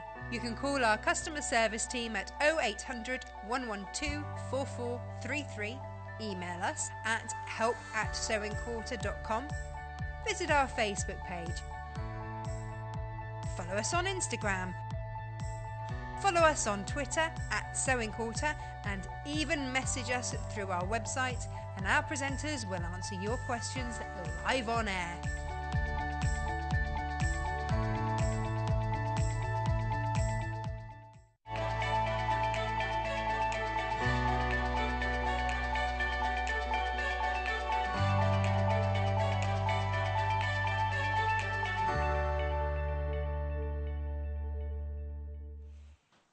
Hello, welcome back. I'm Natasha McCarthy. In this hour, we're making this rather fabulous bag.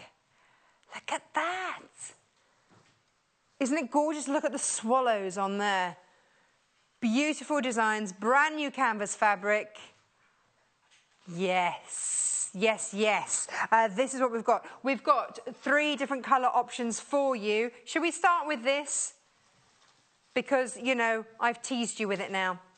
This is your swallows with your marine blue fabric. So, this is what the bundle looks like. It's a whopper. So, you get 1 metre of your swallows. You get 1.5 meters of that beautiful marine. That's coming in as one of my new favourite colours. You also get the pattern, which gives you 3 different versions of this bag. And then you get 2 different threads. So you'll see in each of the bundles you've got this colour, sort of the ecru-y type thread, and then you'll get the colour that matches the contrast fabric.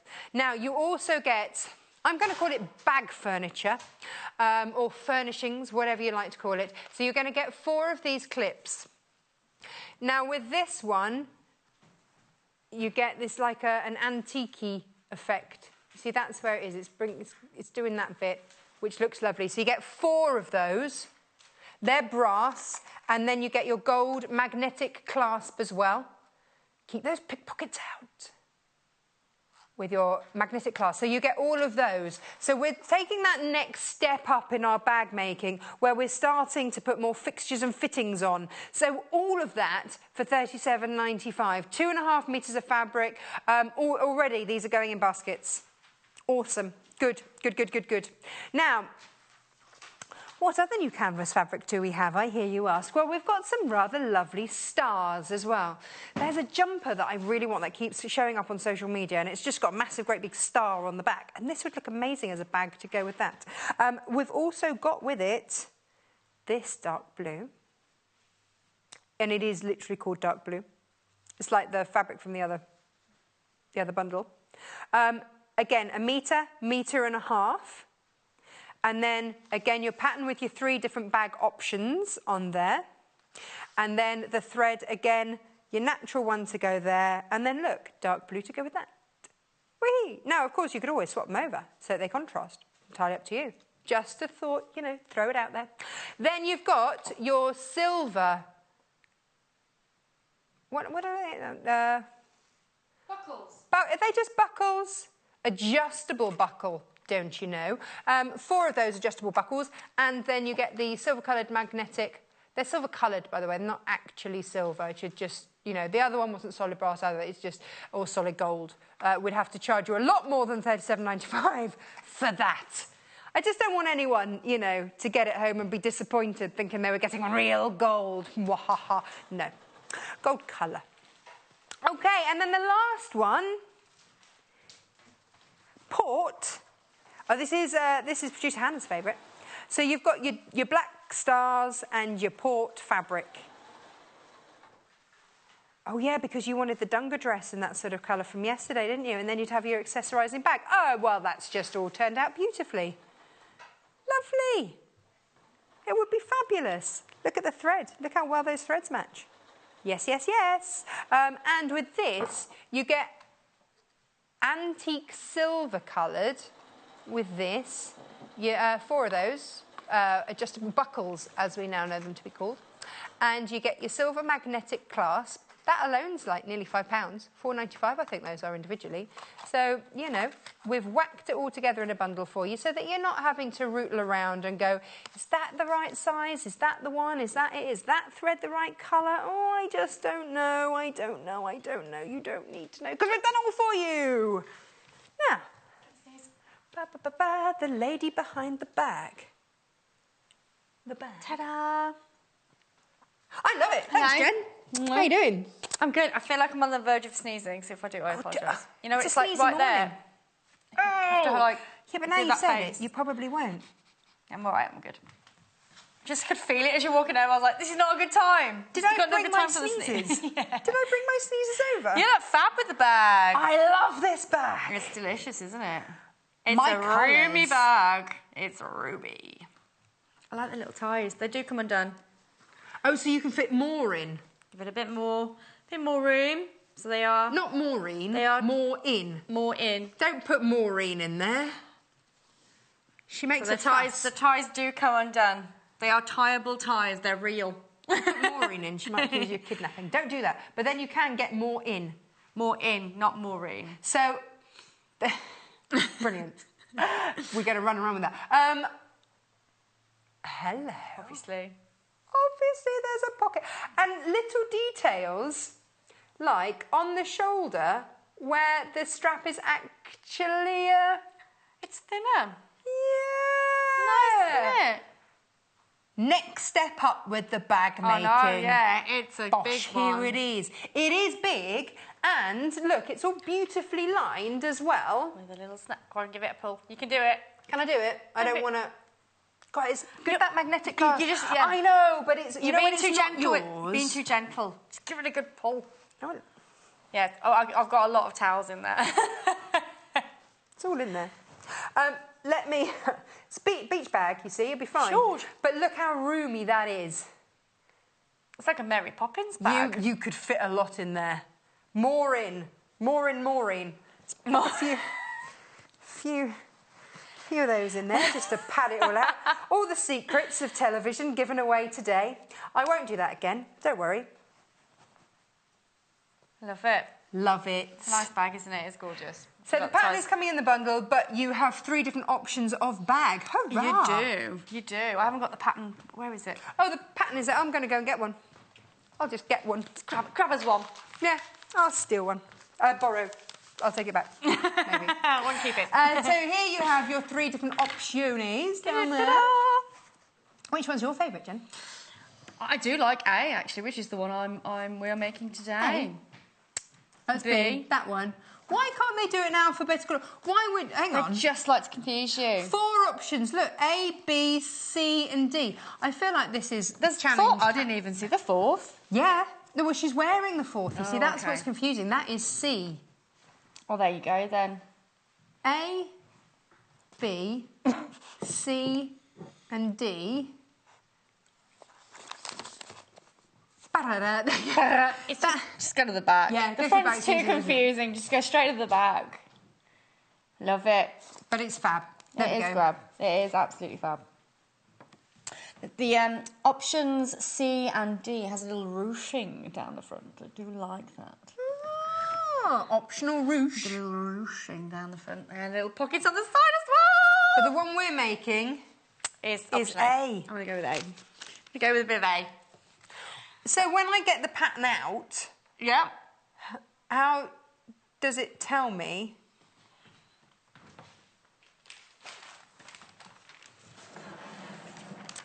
Ba, ba, ba, ba, ba, bum. Not that one. There you go. If I spin that around for you. So here we have our lovely options. A, B, C, D. Yeah, see, they've put them in alphabetical order, haven't they? Just make it easy. After bamboozling us on the front. Yeah. Do me alphabets. You can see that you've got your 20-piece pattern. There's a lot of buttons in there. Whoa. Is that also your cutting layout, or does that just show you the pieces that you need? No, that's just telling you what it looks like and how many pieces are in there. This isn't going to be a bag you're going to make in a morning, is it? It did. There's a lot in there. It took me, with cutting out, deciphering the pattern, putting it together, it took me a whole day. It's a good day bag. If you want to have a good session, a good rainy day bag session, this is the bag for you. It's good. It was really rewarding when I did it, though. It was cool. It's gorgeous. I love it. Cool. So here, it's telling you, depending on which bag you're doing, what pattern pieces you require to do that bag. Okay. Cool. All right. Yep. And so you've got bag A. Those are what you need. So it's 8 pieces for that. And then obviously you've got your bag C and D and the additional pieces that you require for that. Okay, so it's all listed. And then you are right, my darling. You've got your layouts, which is this section here. That's all your layout sections. So it's telling you what is in your main fabric. So in this case, I'm using the stars. And then what you need. I just thought I'd have a little mix and match. I did like the swallows. The swallows were fun. And then you've got what you need to do, what you need to cut out specifically in your contrast if you're going with a contrast. Oh, and we've given you a contrast fabric for each one. It's too good not to. So you've got your contrast and then your lining pieces. So it's telling you exactly what pieces you need to, so you're not cutting them all out incorrectly. All right. So it's guiding you through the make. And then obviously we've got our lovely instructions, which is what we're going to be doing in a moment. Awesome. All right. Okay. So let's move that out of the way then. So I've gone ahead and cut out all my pieces already, but the one thing I haven't done is removed my front and back piece for options A and B. Oh, now yesterday when we made a bag, you were talking about some patterns have a square cut out of the bottom. Well spotted. And we've got that here, so that will give depth to the bag. So if you watched yesterday's shows and you thought, what's she talking about? That was the square. That makes sense. Yeah, so sometimes it just comes in a massive rectangle and you sew all 3 sides and then you create that square yourself by doing a dart. Or in this case, it's already done the cutting part for you and given you the squares. Nice. So that's why that looks a little bit different. But it's still giving you that base for your bag. There's a lot going on. There's a lot going on. What's that all about? So again, there's a lot of pieces in this pattern. That's where you've got all that detail coming from. So we need to know where we're putting all of that detail. So this is why I didn't want to remove the pattern. I wanted to show you first. So if we just go through it step by step. So this is the front and back of our bag. We've got 2 pieces, okay, with the pieces together. This section here is where your pocket is. This is your pocket placement. Okay, so that's the first section. Here is where we're going to be putting our ties. So remember the ties that I undid for you and then redid for you. That's where you're going to be putting your tie pieces. Yeah. And then these sections here is where you can see that really nice blue detail going down your bag. That's where they go. A wandering director Mike says it looks like we're about to do a bank job. Yeah, so we escape through this way. Like, where's the diamond? Where's the diamond? That's where we need. That's the diamond. We need to go there for the diamond. The lasers are there. We need to go around this way. It's like that movie Entrapment, isn't it? You've got to through all of that. Hello. So yeah, we're kind of going all. So I'm thinking Entrapment with Catherine Zeta-Jones and Sean Connery, and producer Hannah's thinking Wallace and Gromit with the penguin. Okay, fine. But it's all about the bag. Yeah. No diamonds. Where's Joe's penguin? Let's get her out. Come on. Yeah, we could. Yeah. Do that, we could put a washing up glove on its head. Aww. Yeah. Anyway, we digress. Yeah, so we're not robbing any banks or anything, or jewellery shops with this. It's a worrying insight into how we think. I like it though. But you are right, there's a lot of detail in here. How do you know which placement goes on the front and which placement goes on the back, or is it the same? It's the same on both sides, so it's the same on both sides. Okay. Okay.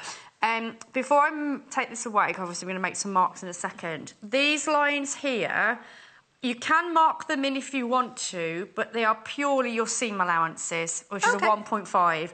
So Frank, I didn't bother marking those. I wouldn't bother marking those. It's only if you really, really want to. Go ahead and do that. And so if you're beginning and want to make sure you're getting it correct, but if you've got your sewing machine with the lines on, you'll be fine. Is this a beginner bag? No, I don't think so. Not with 20 pieces. I'd say it's adventurous beginner verging on intermediate. Okay. It's an okay sew. It's a good sew. It's actually quite a simple sew, but there's a lot of pieces in there. So if you've and it is about the decided placement, yeah. that maybe this is your next step up. Yeah, You've done normal bags, and now this is, for me, it feels like a grown-up bag. Yeah, there's a lot of detail in there, and it is about getting the placement correct. So, for instance, seeing that you've got this band coming down, which is a separate piece of fabric here, where you've got your lovely fastener detail in there, but then it needs to be out. It needs to match up correctly to then go into a separate piece of fabric again, which is your handle. So it's these details. So that's, for me, that's more verging on adventurous, beginner, definitely intermediate, because you want to get those placements correct, which is why it's important that you're marking it out correctly. Teresa Hannah says she'll give it a go. Give it a go. That's what you want. Yeah. She can put a diamond in it. Yeah. Oh, that's big enough for that. Yeah, definitely. When she's done a bank job. So we kind of showcased this a little bit in our first hour, which was our tracing paper and our pen. And we're going to do the same principle again with our pattern. So I've gone with the red, so it will show up on our lovely ecru fabric with the diamond. So all I'm doing is going underneath my pattern. And then all I'm going to be doing is literally, in this case, I'm getting a ruler. And I'm just going to be marking out with the pen section, so I'm not using the chalk. So again, just to recap, you can twist this around to get different pens. So this is the white chalk, so if you've got dark fabric. That's your darker chalk there for your lighter fabric, so you can see that you've got the blade there. And you can actually refill those, you can see that it's going bigger. Nice. Refills on the website. I really want to know how they can get it all in there, to be honest. And then you swap it again. So this is the pen option, if you like, but it actually has no ink in it, but it's got that sort of ball it's a presser. point. Yeah. So all I'm going to be doing is just using my ruler and just doing a few marks on there. 3-in-1 pen on details on the side of your screen for you, £10.95. The tracing paper, which is in fact carbon paper, is down the bottom of your screen there, £3.95. You get red, you get blue, you get yellow, you get 2 sheets of white in there. Helpful hint from Paul, who messaged in earlier. When you get the tracing paper / carbon paper, white... Oh! White is not packaging. Don't throw them away. I detect a voice of experience there from Paul. There is. It does come with a slight layer of light tissue paper that you can throw away. If but there are 2 sheets in there that you are right, Paul. You are absolutely right. That are not packaging paper. So just keep it all. You know what though? It's £3.95. So at least it wasn't like you threw out. It's so easily done, though, isn't it? Well, yeah, I remember when my dad, bless him, bought my mum a pair of really beautiful earrings from America. He'd been on a business trip and he bought her some beautiful earrings, and one went down the shower. Oh, she thinks. So, of course, the whole bathroom just to try and find this earring. Taking the U-bend out. So at least it was only £3.95. And only a portion of that £3.95. But they do last you for a while, those tracing papers do. And so it's a good £3.95. Blue and red. You've still got the other sheet. That's true. That's true. So I've gone ahead and marked. So I've done most of the marking. So it was just the pocket that I hadn't done. So I can take my pattern off now to reveal. There it is. So I haven't drawn the whole thing in because I just need certain bits. So there's the bottom tuck sections there. I've got sections up there, so I know that that's where that needs to go. I can see my pocket clearly is there, and all I'm really interested in really was the circles for where my bits go. And the circles where your bits go. Where my ties go. Hey, I have to say, you've cut this out beautifully because, look, your bits are going to go in the same spot on your stars. Ta-da! It's almost like you're a pro, isn't it? I don't know about that. There's no accidents going on here, is there? I don't know about that. Beautiful. Well, if we're talking of accidents, we had a bit of an issue yesterday, didn't we? No, that wasn't an accident. That was brilliant. That was brilliant. So we're going to do a lot of... Jen, explain. We're going to do explain what happened. Okay, so we had to sew 2 pieces of fabric together, and it was no bigger than about 4 or 5 inches long. And do you think I could turn it out? No. Well, I'm used to my chopstick, which is nice and thin. But let's explain with Derek. That's a big dobber. Derek the dobber is big. Derek the dobber is a big dobber. So my encasing was a little bit too snug for Derek the dobber, and I was struggling. It was fun. It was good telly. It was comedy TV. So we laughed at comedy you, moment. and went, yes, you did. But Jen, don't you have a turning tool? And you went, a what? A what now? So today we give you the prim turning tool. Now, you would be forgiven for going, what on earth are those? It just looks like chopsticks gone mad. Yeah. They're a bit posher than that. We love these. You have 3 different sizes depending on what sort of size fabric you are going for. We had about nearly 400 of these in stock, and they went when I showed you how it works. Here's the thing. Do you want my one? Yeah, why not? Or you can do it with that if you like. I need to sew this one up anyway. I actually keep mine in a handle. It made me laugh this morning when I came in. She was like, right then, Jen, sit down. I was like, right, OK, I'm in for an education. You are. You are. She came out with her little set of turnarounders along with a pre-cut sewn encasing strap. And there she was, full-on demo at 6 o'clock this morning. I was impressed. Let me show you. Look, here we go. Let me show you on this bright fabric. It's amazing. Here. So when you have it, you sew one end. Okay, yep. So you've got your length there that needs turning, sew one end. So like this, exactly like that. Yeah, and then you pop your tool in the end, bunch it up. So this is the tube part. This is the tube part, okay. And then you get your turny tool, turn. Not only that, but you've then got the pointy bit to then point out. Yay! Oh, I didn't know how it yesterday. If you'd like to watch Jennifer struggling with this yesterday, and it took slightly longer than this, didn't it? But because there is it is on YouTube, and you could have just done it like that. You know, I'm not judging. I'm just saying that you didn't know that this was a thing. This is true, and I wouldn't mind, but my length of fabric was, like I say, was only about 4 inches. Look, what is that? That's like 12 plus, isn't it? Oh, no, I know. Now, you see, what you do is you check to see what size. Now, you've got 3 different sizes, so it might be that this one is too big. I might have to go in with the next size down, but have a play. You've got that option. I love the fact that it comes with different sizes. Yeah, well, your middle option is fabulous for your Tilda monkey legs. Now, this fabric... This is where you need to go with the other side. Go with the, so you've got a pointy side and a not so pointy side. Do you know what I would do? I would trim that down. Or go with this one. Go with that one. But just work out which one works for you. While you're doing that, my darling, I'm going to sew the other one. So to make this strap, all you're doing is taking your length of fabric, you're folding it in half, you're sewing down the top length, as Natasha said, and then you're going down the length of it, leaving the one side open, otherwise you're not going to be able to turn it out. You do that, then. All right, then. You do that, my lovely. Right, so it's a 1.5 seam allowance on this pattern, by the way, ladies and gentlemen. Message from Julianne. She said the prim turning tool is amazing. I bought one last time. I know, thanks for telling me. Yeah, you know, and there it is done. There it is done. It is worth a playback. It was comedy funny. gold. It was Maria in Leicestershire. Hi, I got the turning out tools and they're brilliant. I use them with the Tilda monkey. Love Maria. Yes, you see, that was my top tip for you. Was use it with your Tilda monkey, because that was my least favourite bit of making the monkey, and I've had to make emergency monkeys before. Well, I love that. Well, no, I have had to make emergency monkeys. When Freddie got chickenpox and left his monkey at school, and the school really didn't want to see me, weirdly. Go away! Just in case, you know, I had lurgy type things as well. So I had to make an emergency monkey. But he loves them, because now that he's got 2 and they kind of, like, you know, hang out together.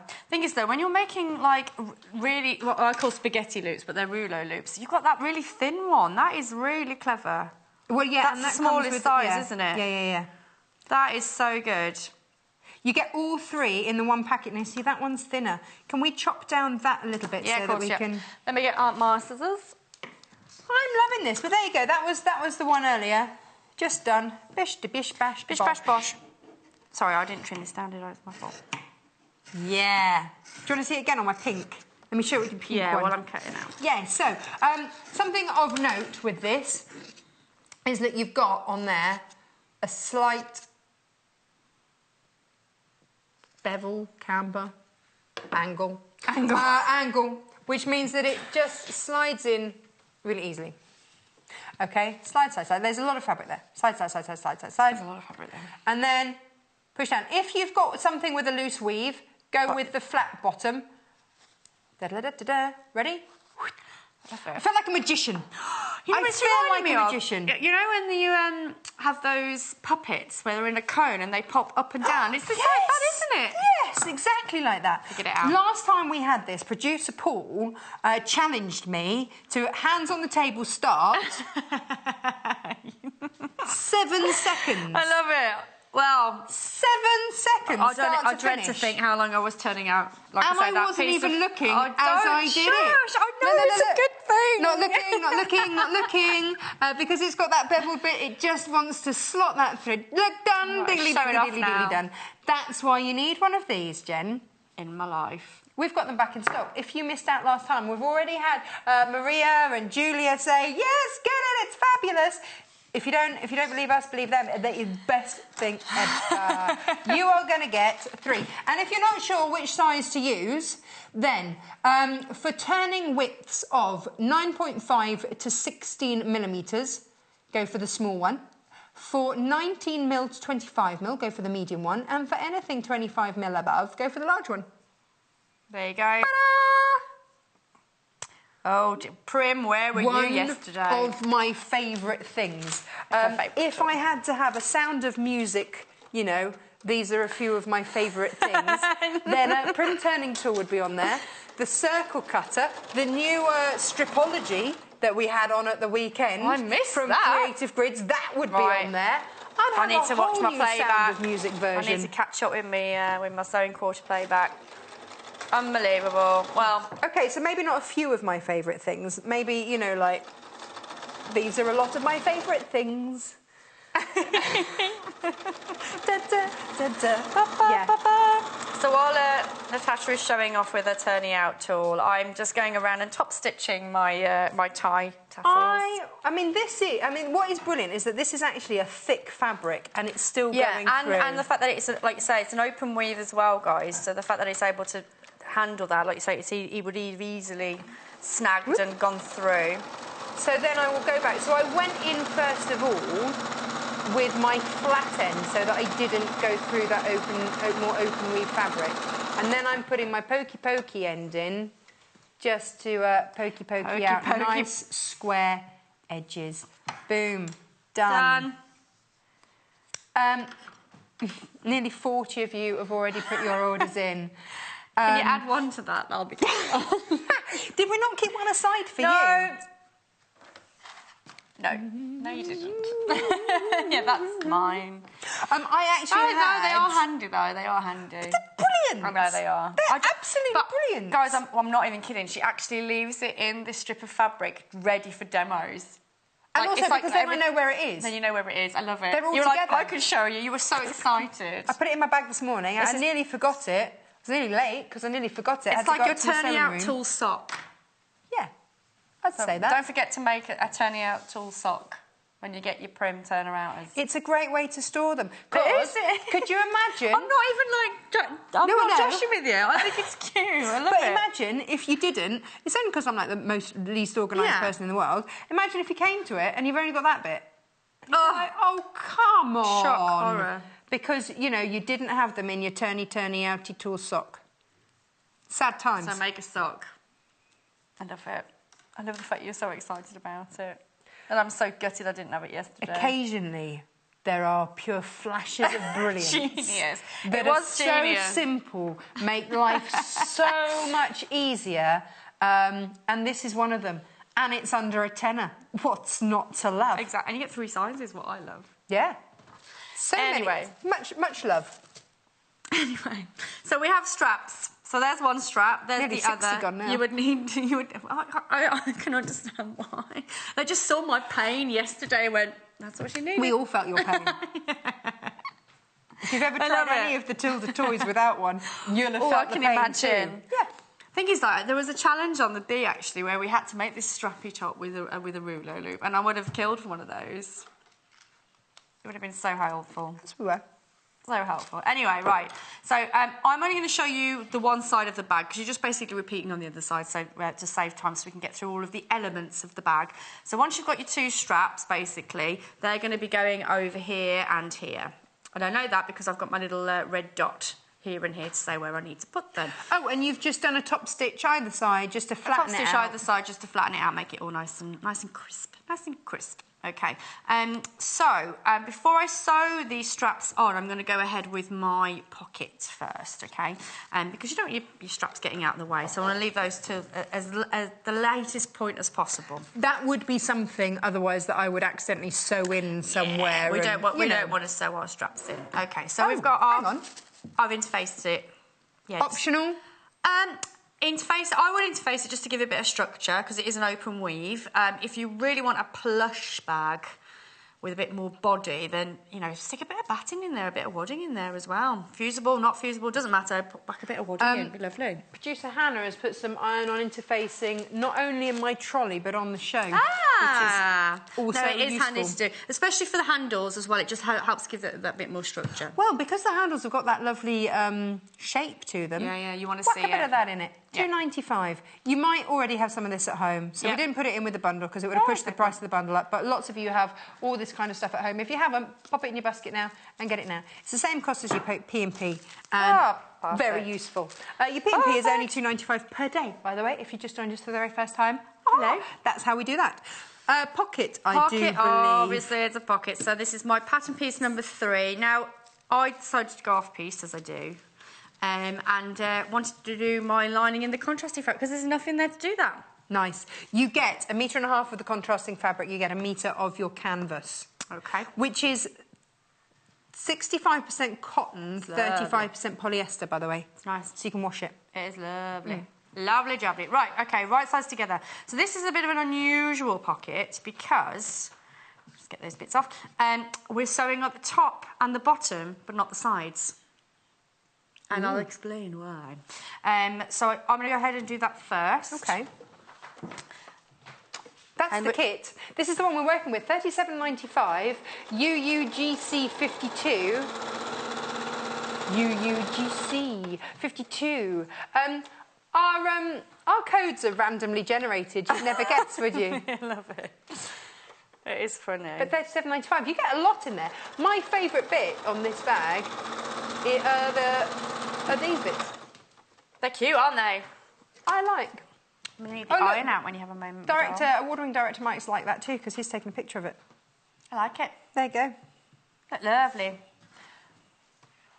Could you have the iron map, guys? Oh, yeah, sure. Right. So, I'm going to get our little protective mat out. Okay, so here's our pocket. I've gone ahead and stitched once and twice at the top and the bottom, but not the sides. And the pattern does tell you to do that. So if I just bring that over, you can see that. There's your stitch lines. And this is placement lines, so that's different, okay? All right, there's your stitch lines. That's quite clear. All right. And it even shows you your grain line too. It does. All of it on there. All of it in. So I've done that, and I'm turning it inside out now. You didn't need your turny tool for I didn't know, yeah. Can we get the turny tool to do that? Right. Okay, so if I borrow the little... so I'm going to give that a nice little press. Same again there. So what I like about that, because obviously you've got a quite 2 layers of fabric there, you've got a little bit of a peepo colour, which I quite like, especially because you've got the bolder straps on either side. Woohoo! Woohoo! Just has that little bit of detail. It does, doesn't it? Because then you know the pocket's there. Otherwise, it would just disappear. I mean, and then you'd forget you had a pocket. Yeah, I mean, you could go a little bit off-pieced and really fold it back and give yourself a real trim if you really wanted to. And do that, because it's not going to change the size of the pocket because you've already sewn it how you want it. So if you wanted something a little bit more bolder and add a little bit more detail, you could go ahead and do that. Steady on there, Jen. Right. Get you. Sorry. So I'm going to top stitch that section down very quickly. Now, you're going with the contrasting thread, aren't you? I am. In each of the packs, you get a thread that is the same colour as the sort of ecru base there. That's a word I can't say normally. Yeah. Ecru. And then you get a thread the same colour as the contrasting fabric. Yeah. So, for example, the swallow bundle, there we go. There it is, which is the one down the bottom of the screen there, the swallow bundle. Loving these swallows. £37.95. That is brand new fabric. Woohoo! But this is out of the same series that we did door stoppers in, all those sorts of householdy type things. It's a really useful craft fabric. Lovely. Beautiful. I really like the swallows, they're really nice. You could make blinds out of this. You could also do laundry bags and things out of it. Oh, a bit of, what's it called? Waterproofing gel thing. What's it called? Eau de coat. Eau de coat it. Yeah. That'd be nice with a bit of eau de coat. 4 swallow bundles left, by the way. Oh, gosh. They are flying It's out. that colour combo. She's off again. Right, okay, so I've top stitched and I'm making that the top of my pocket, but you know, it doesn't really matter unless you're being super, super good on your pattern matching. Or if you have a directional print. Okay, so we know where the pocket goes, so I've got a red line here and I've got a red line at the bottom. Okay, so that's why I know where my pocket is going to go. There you go. Oh, look who pattern matched. Just saying. Hey, just, you know. Hashtag just saying. Pro. Hashtag just saying. Just a little tip for you, actually, while we're on that subject. How I knew where to pattern match is because I got my pattern before I cut out the fabric, placed the pattern on top of the fabric itself, lined it up with the stitch line. Can you see I've got my little... Yeah. I went in with my pencil, changed it to the darker colour so it's almost like a pencil. The dark side. And literally just did a few little traces where the stars were. Nice. Then I lifted that off, placed it onto my other fabric to find that, you know, that the stars could match. Can you see the little swallow there as well? Yeah. That's how I cheat. Little cheat pattern matching method for you there. Nice. Like that one? I like a cheat. I do like a cheat. That sort of cheat. Don't like other Takes sorts out the of maths, cheats. doesn't it? Yeah. Takes out the maths. Right, let's get this in line. There we go. Right, so I'm just going to pop a pin in here and here. Pop a pin in. Pop a pin in. Oh, Rachel's got a good point. She Yes. says, do you always put interfacing in every bag as you make, as I am going to make a beach bag and want to make sure it is strong enough?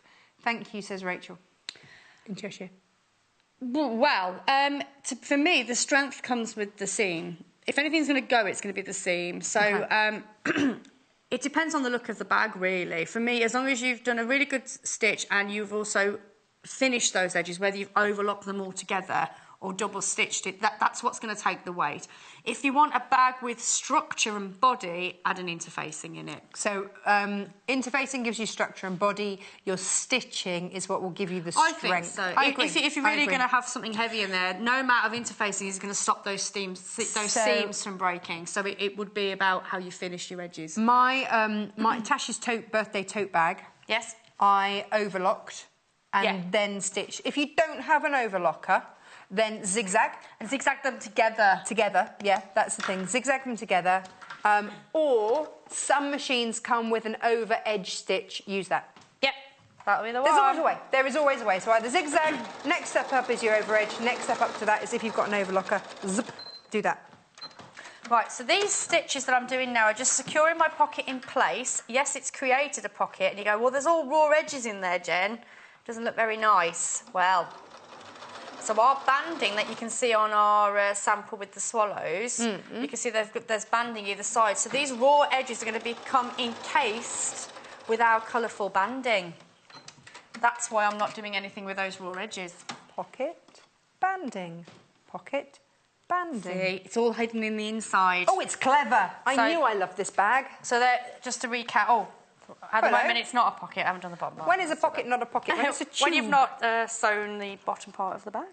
So this one is visible stitching, so I'm going to go in quite close to the edge on that. My new favourite stitch, actually, if we're talking about strength through stitches, is a triple stitch. A triple stitch, nice. Because then you get that extra strength of your... And have we got a piece of paper anywhere? And I'll draw out what it looks like on your machine. Can you not show it here? Oh, there's a piece of paper over there, actually, just on the desk over there. Here we go. Yeah, that'll do. I'm going to test out this pencil. I know it's meant for fabric, but we'll give it a go. Well, I used it for my pattern piece paper, so don't worry. Just getting rid of my little stray threads there. Right. Waiting for Tash to come back. Hello, I'm here.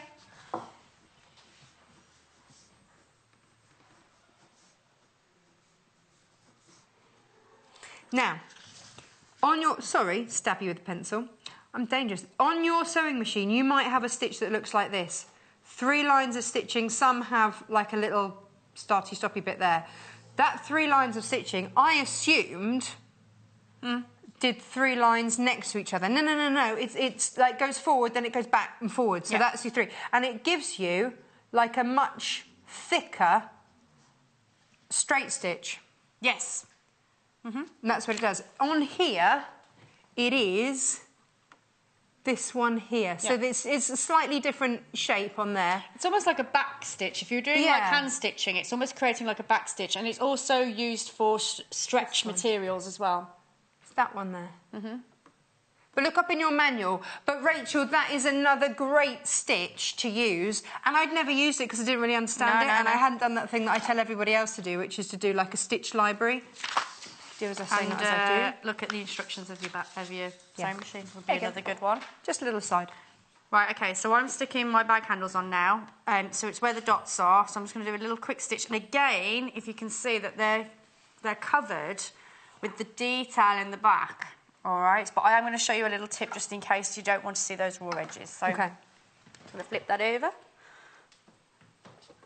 Fabulous. And where to start stitching from and everything is all shown in the pattern, isn't it? Absolutely, the pattern. So the one thing that's different in the pattern is that they've enclosed it, whereas because of the way the handles are, you can see in the inside of the bag if you really wanted to. So they're not attached in this section. So I really want to make sure that I've got those where the handles are. I want to make sure, that that it's a nice clean finish. So that's got a little bit of give in there. And there you go, there's the handle. So what I've done is I've stitched first to make sure the placement is correct. So I've done that first of all, here. And then all I'm literally doing is just tipping that underneath. So all of those raw edges are tucked under and lying it flat. And then I'm going to go in again. Okay. Just to give you that nice, clean finish. And it also gives you that extra strength in the strap. I mean, it's not really a weight-bearing strap. It's more for decorative. Depends how heavy Maureen is. This is very true. This is very true. So the White Stars tote bag, $37.95. That's the one that we're making here. How many of the swallows have we got left? Because we. Oh, do you want to go? Oh, well, let's go across to the bundle. Yeah, that's fine. Bear with me. Bear with. So, as we've got White Stars on the screen, let's stick with that one for now. Let's go with swallows because I spoke about swallows. So, here's your swallow bundle. We now need to check the stock on this and see, because a few minutes ago we only had 4. 2 left in stock. And a lot more of you with it in your basket than we have stock of. I cannot guarantee your order now. So if you want it, 2 of you need to check out ASAP to grab that. $37.95. But it is absolutely beautiful. There's all your bag furniture that comes with it. I'm going to get ready to put that to one side because that is about to sell out. Yes. There we go. Here we go. Now,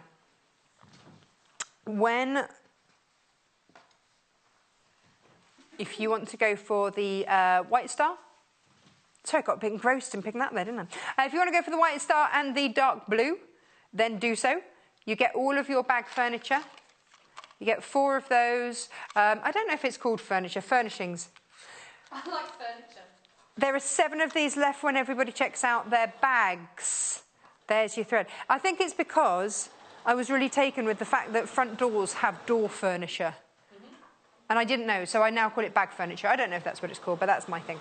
$37.95, UUGC 52. Now, the blacks. How are we doing on Black Stars? Very popular. Yeah. Cute.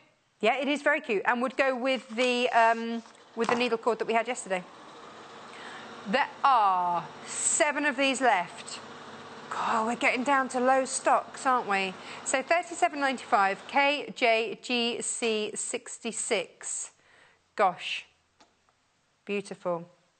Beautiful. There you go. Fab. Love it. New fabric is always popular. And then it's super gorgeous like this, and practical.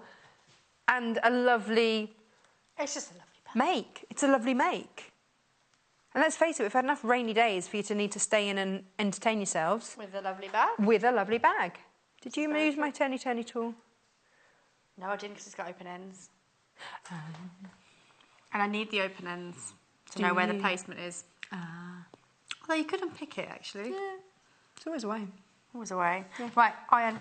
So what we're doing now is moving on to the detail in the front of the bag where we're going to be attaching our furnishings, which is cool. Do you want to press, darling, while I do that? It's just making sure that those seams are really nice and pushed out. So how you would do that is just keep rubbing until you really start pushing that seam forward.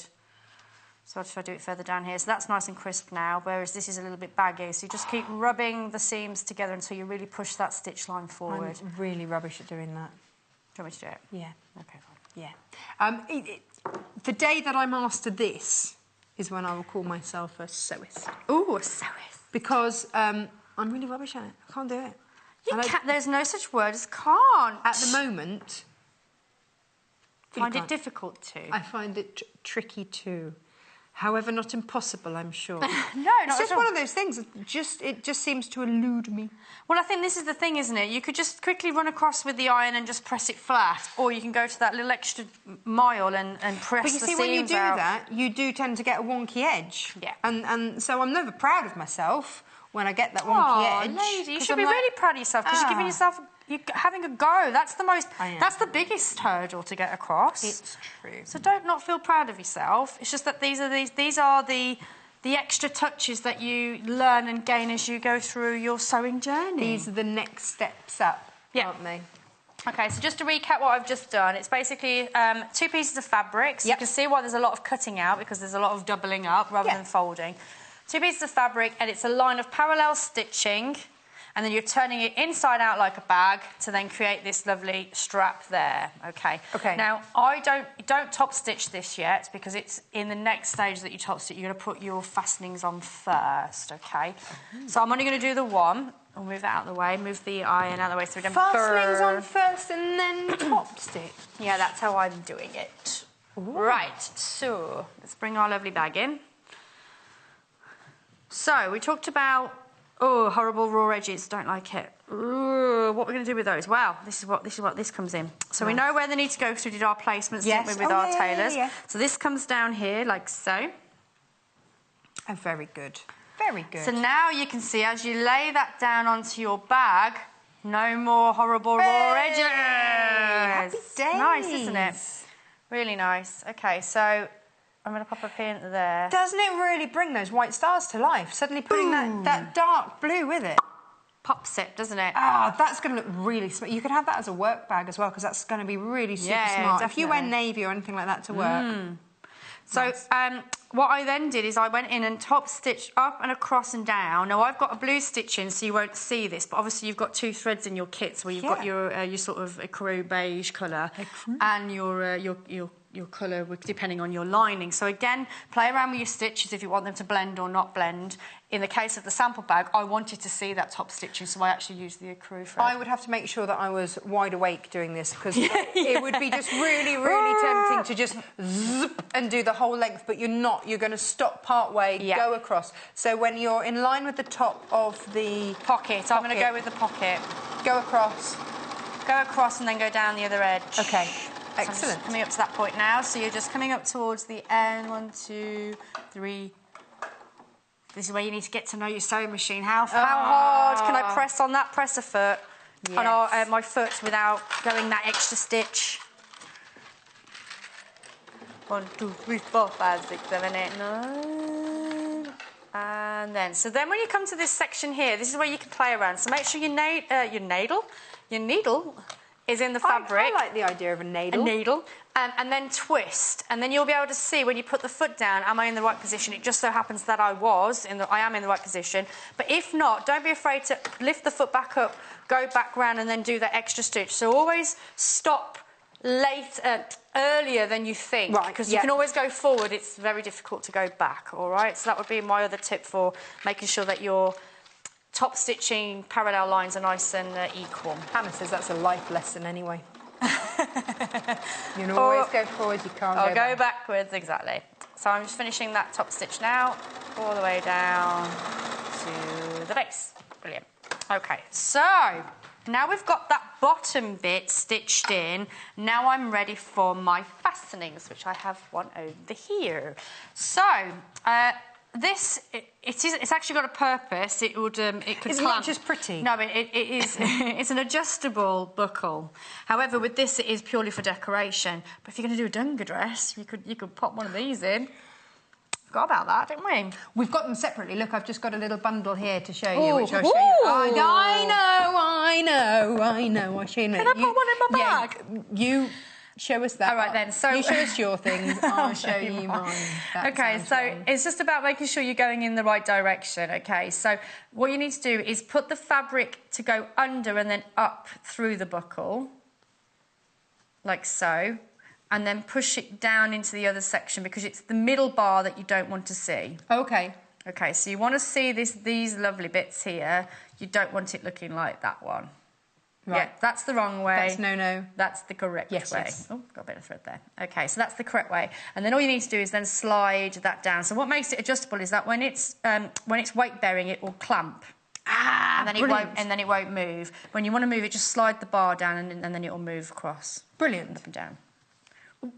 Okay, so once you've got that, then it's just repeating the other process. You see you've got a bit of sag here, you've got a bit more extra fabric than you require. Yeah. If I was to pull it tight, you can see that I've got the excess over the top there. So we don't want that. That's why you've got that little bit of movement in this section. So make sure that you are butting up in between the two marks that you made with your tailor chalk and wheel tracing paper earlier on. Flatten that out as much as you can, and again, whatever distance it does stay on the pattern, but you can go down as far or as little as you like. I'm going to go here. And that's what's giving this bit on the bag. Mm-hmm. That nice little detail. Absolutely. You could even pop something in there, couldn't you? Like paper, newspaper or something, because it goes straight through to the other side. You could. Yeah. So again, it's a nice little feature. My son's pirate swords. Pirate swords. Everyone needs a pirate sword. Clearly. Okay, so I'm just going to top stitch that. Have all of those bundles gone? Swallow's bundle is sold out. Ooh, right, let's recap then what we have left. Yep. So, stars in blue with the blue, dark blue that we're working with. This one, $37.95, UUGC 52. You're getting all of your little metal adjustable buckles and your magnetic clasp. You get all of that in there. And your 2 threads as well, and your pattern that gives you, as we've discovered, 4 different pattern variations. They sneaked one in with the woman holding an extra 4th one. Mm-hmm. And then swallows have gone. Black stars, how are we doing with black stars? We've still got a couple of those. Cool. So if you want that one, then please be quick about it. Be 5 quick. of those Quick left. sharp. $37.95, KJGC 66. Now, just whilst you repeat that process, Yep. it's time for me to show you mine. If I you want to see. well, I know. If you want extra bag furnishings, I've got them here. Something you might want to add on. Definitely. Your antique silver bag bottom base bits. It has a more technical term. What are we calling them?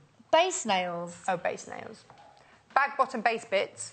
I like that one Yeah, I better. like mine. $2.95 for your antique silver colour. It's not actually silver. Then we've got that in brass as well. Colour. Because, you know, depending on the material, it will dictate what sort of colour you go for. Yeah, definitely. You know, if you're doing something in whites, then you want to go for silvers. You know, it would look a bit strange maybe with this. That is your antique brass colour base nail set. Bag bottom base bits, $2.95. We've got it in a silver colour too. Yes, we have. Shiny silver. I like those ones. Shiny silver. I'm a shiny silver kind of a girl. You would never have guessed. Again, I'm going to guess $2.95. Oh, there we go. So that's that. If you want to add that on, then you can. You can add that onto your bag. Or just, you know, have it in your stash ready to go. Now, with your dungas, we've brought these on for you, Jen. because you wanted these for your dungas. So if you want these for your dungas... Or bags. If you want to get some extra ones, then this is your antique silver. There you go. Antique silver coming right up. £1.50. So you see you've got 4 of these in your bundle. So that's your antique silver. This is your brass. You only get 1 in this packet, okay? So they're £1.50 each. So if you want to do this bag again, buy another 4. Yeah, because there's 2 on each side. Yeah, absolutely. But if you want to do the dunga dress, just pop 2 in. Just pop 2 in. Yeah. Love so that. this is that's your brass effect, and then we've got the silver effect ones here. There's lots. Silver colour there. Oh, that's your brass ones, and then your silver ones. That was your brass. This is your silver. Coming right up. Any second. We'll put magnetic clasps on later, but we will have those available. I've got some to show if you want to do that. So this is the handle, so you can see the shape of it, which I really like. And you can see that I have interfaced it, so just to give it that little bit of structure. And again, you need to turn that out. So you could do a temporary stitch and use your little dobby tool, which would be quicker than this, again. Yeah. There we Where go. are your dobby tools? They're over here, secretly, away from you, so that you don't... So I don't pinch them. She's already sussed me out. I know your game. Already. So you pull those through, press them, and Press again, them pop them again. where you need your placements. Exactly, and then I would go ahead and top stitch them. So this is where you need to make sure, I haven't turned it out fully, but just so you know, this is where the placement comes into place. So you need to make sure that you've really got your seam allowances well, and that you've done your top stitches in line with what you're doing underneath. You need to match that, because then when you sew, you're going to flip it. And there it is. And then you've got that continuous line going up and across the bag to make your handle. I have an announcement. Go for it. Okay. Thank you, by the way. Okay. Thank you ever so much. Oh, and I will see you later. oh my gosh, that was really quick. Time just flies. Now, the Swallows bundle is sold out. The stars are rapidly heading that way. So, by the magic... now, earlier we tried to do this with the needle cord and computer said no, but now computer says yes, and it has let us add in the shadow fabric, the swallow fabric, by the ½ metre. It's £3.55 per ½ metre. If you missed out on the bundle and you want to make your own, we've got the bag furniture we just showed you. It's probably not called bag furniture. We've got the fixtures and fittings separately. There's that. If you want to get the extra for these, this is your, already you're putting these in your baskets. This is your Black Star, if you want to get these. And these make great things like, you know, door stoppers. £3.55. And next hour, we're going to announce the competition winners from my birthday. Aww. Yay! This is your White Star if you want extra White Star fabric. Then pop that in your basket, £3.55 per ½ metre. Pop it in. So maybe you want to do, you know, all sorts of different bags and bits and bobs, linen baskets, all that sort of things. £3.55 per ½ metre. Competition winners from my birthday will be coming up when we come back. See you in a moment. Follow us on Instagram. Search for our Sewing Quarter page and follow us to get our latest posts.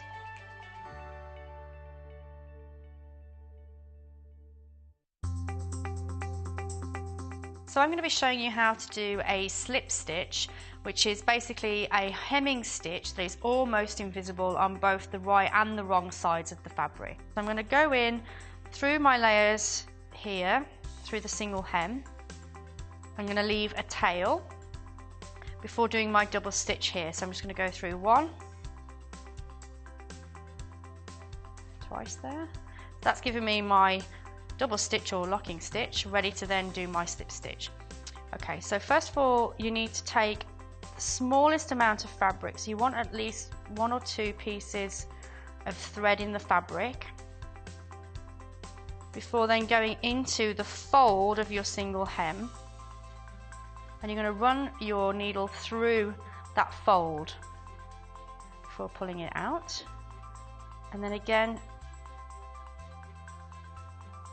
couple of stitches. Bearing in mind I'm using a really big needle here because I'm using an embroidery thread, but you get the idea where you're just catching your material there before again placing your needle in through the fold of your single hem.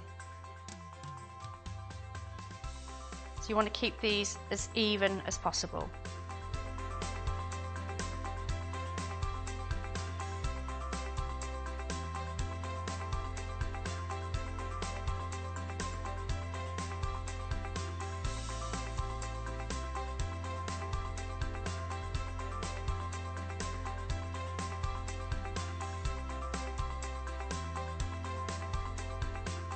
So I'm just doing my last stitch now.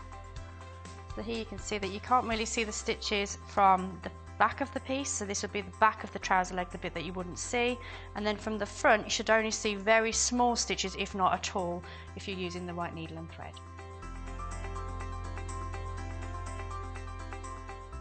Following the success of our Christmas in July series, we're bringing the festive spirit back to the Sewing Quarter studio. Join us on the 25th of August for a morning of merry makes featuring guests Jo Carter and Lucy Brennan. With a stack of festive fabrics by their side, Jo and Lucy will show us how to create Christmas quilts, advent calendars and soft toys. Among them is Jo's Perky Penguin, who makes a welcome return, this time with a seasonal twist. So, join us for this one-day Christmas special, 8 AM to 12 noon on Friday the 25th of August, only on Sewing Quarter, Freeview Channel 78.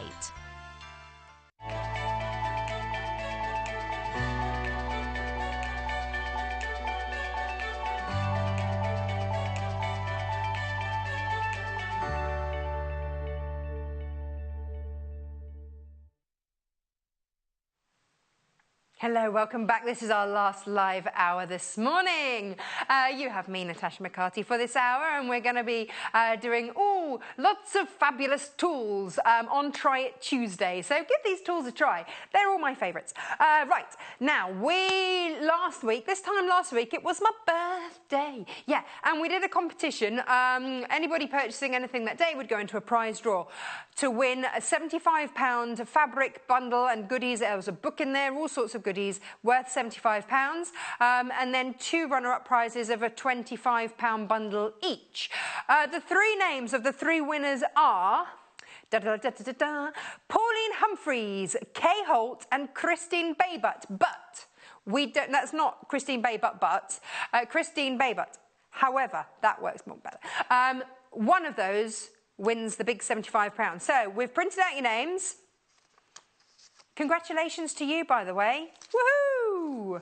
Winners, winners. Winning at life today. Oh, I just folded those. Hang on. There we go. There's Christine. Folding up, going into... I needed a hat. Don't have a hat. I'm going to put it in the bag we had. Oh, and there's Kay Holt going in. And Pauline Humphreys. There's your name. Going in. We have to do this in the interest of fairness. So, actually, do you know what? Jay, you pull one out. Just his hand today, it's all we're seeing. Who is the ultimate winner? Jay. It is Kay Holt. Congratulations. Kay Holt, you get the £75 bundle. The other 2, you will get the £25 bundle. So congratulations to you. Hurrah! Thank you, Jay. That bag suits you. Right, now, we're going to start this hour with... I think it's okay to have lots of favourites. I hope it is. Oh, Jay, do you know what we're missing? We need the finished dog. Yes. Something that we have just started stocking for you is a way to use up your scraps, to cut things out effectively, quickly, efficiently, and we've got it here for you today. If you are a paper crafter, you will probably be very familiar with what this is. If you're not, and you've only ever dealt in fabric, it might be that you look at this going, what on earth is that? It looks like a mangle. It kind of does. But what it does, it's called the Sizzix Big Shot. Thank you, Jay. And what it does is, let me show you. Let me quite frankly show you. You get what we call a die. And this is a die. Looks very unremarkable, okay? But embedded in this high-density foam are steel edge rules, okay? You can see a little bit of pink fluff around there. These, when the pressure is applied as we send it through, let's call it a mangle for now, that pressure against the Perspex plates that we're going to put it between cut through the fabric, okay? This is not like the razor sharp edges you've got with this, it's a steel rule edge. Obviously don't stand on it because it's going to hurt, but you can have this around your kids. Look, I can press down on that and I'm not bleeding or anything, I'm not cutting. It's not dangerous to have around. It's the pressure that happens. Let me show you. So, for example, maybe you've got very, very precious Kaffe Facet leftovers. Yes. Then you pop them on there like that. And you get various plates that come with the machine. Okay, by a plate, I mean this. Because we then make what we call a sandwich. Now, you'll notice this top one here has got lots of cut marks in. You see, it's got lots of... We wear these like a badge of honour, so the more sort of opaque from all these cuts, that's where the steel rule under pressure bites into that. You want that to happen. Because as that is biting in, that is cutting through your fabric. So when you put this through, I'm going to call it your mangle, when you put it through, you will hear a crack. First time I did it, I thought, oh, no, I've broken it. No, you haven't. You want that sound.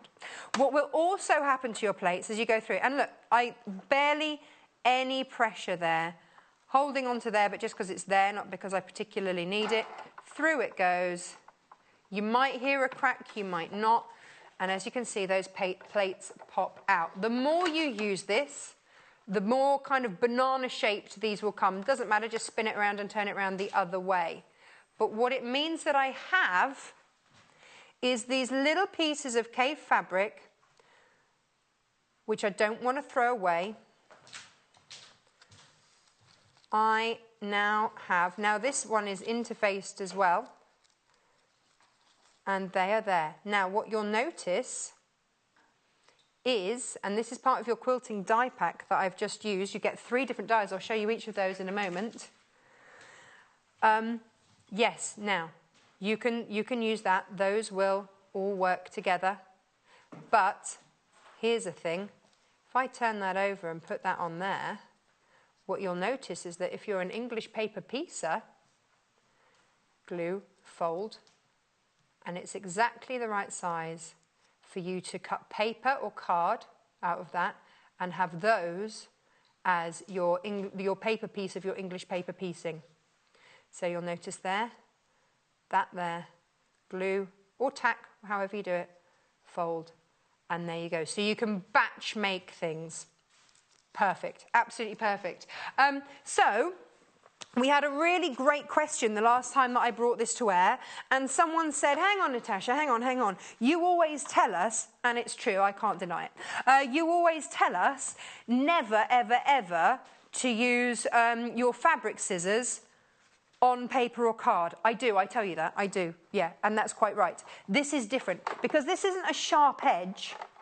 It doesn't matter, these are made to go through leather, denim, cardboard, and you can cut multiple layers of things. So I'm putting grey board through here as an example, and it's gone through. So if you want to make templates for things, if you want to make bag bases, anything like that, you can do it if you've got the right die.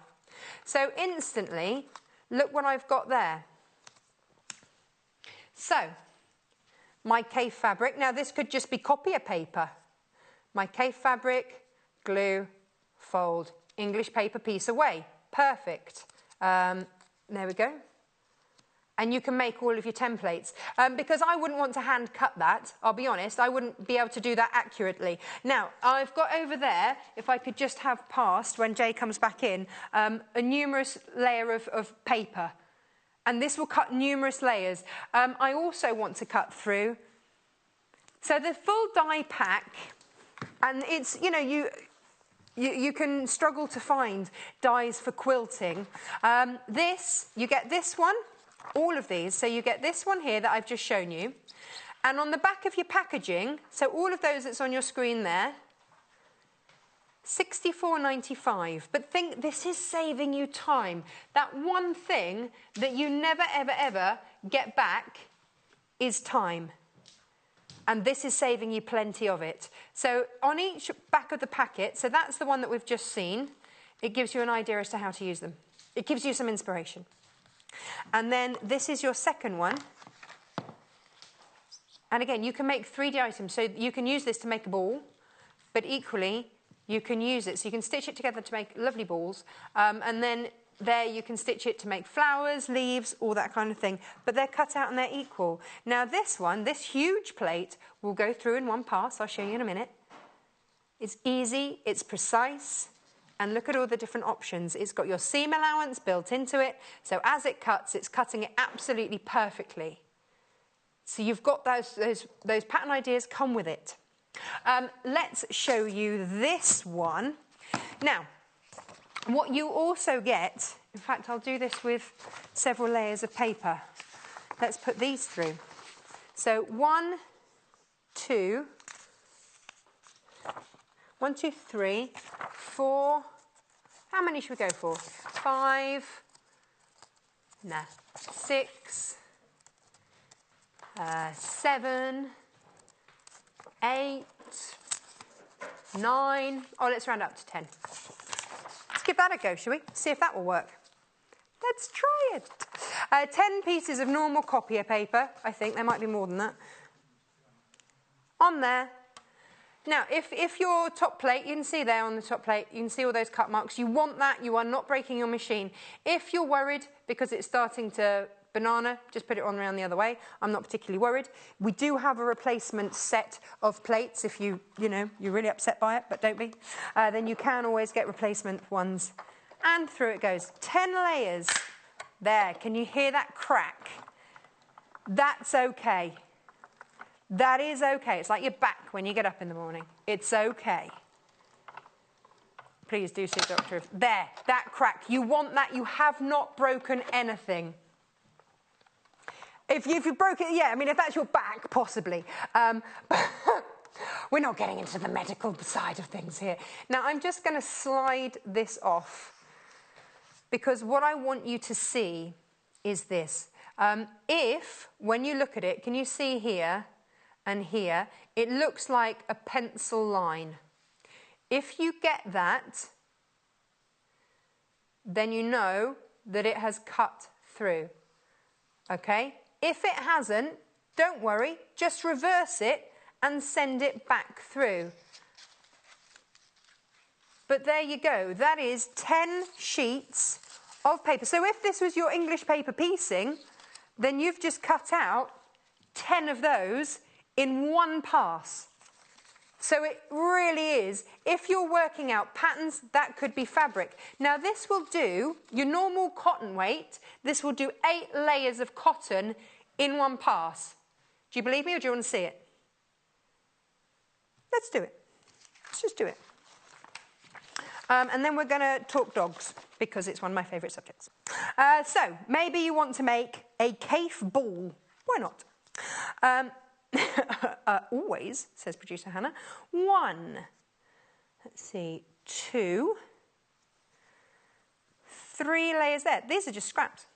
3, 4, 5, going through there.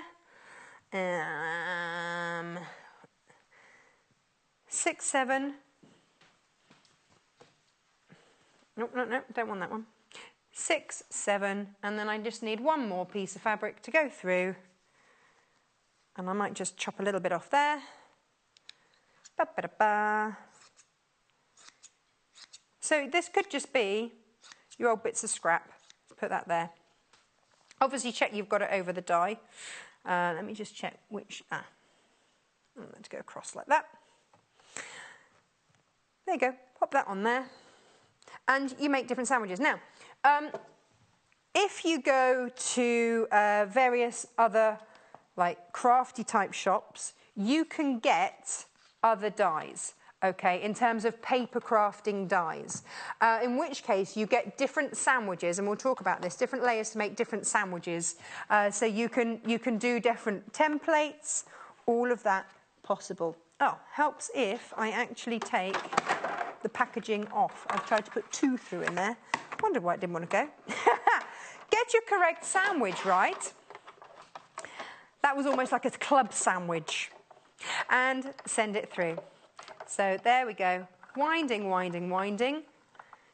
I'm not putting any extra pressure. Look, I'm not having to hold anything. It pops itself out. And again, what I'm looking for, when I slide, slide, slide that off to one side, and there we go. And it's cut. You can see there, that's cut.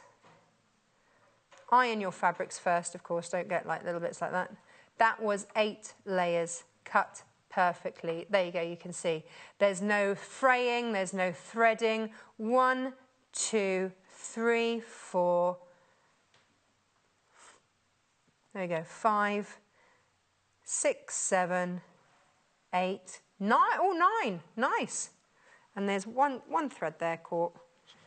But how brilliant is that? How absolutely brilliant is that? And then you see, I can start to put together my cave ball. And so that would work. So all of that. And that is one of the 3 dies that you get with this bundle. Fabulous. Now, here's your bundle. I've done it with grey board. I've done it with cottons. We've also sent it through with 10 pieces of paper through. That cut an absolute dream as well. So it does all of that. You can cut denim. You can cut corduroy. You can cut your Shannon fabric. You can cut all of those through with this. You can cut leather. The very first Sizzix die that I had, I cut up an old handbag and sent that through. So you can cut leather as well. Brilliant. So this is the Sizzix machine, details on the screen there. Now, we've got this little chap here.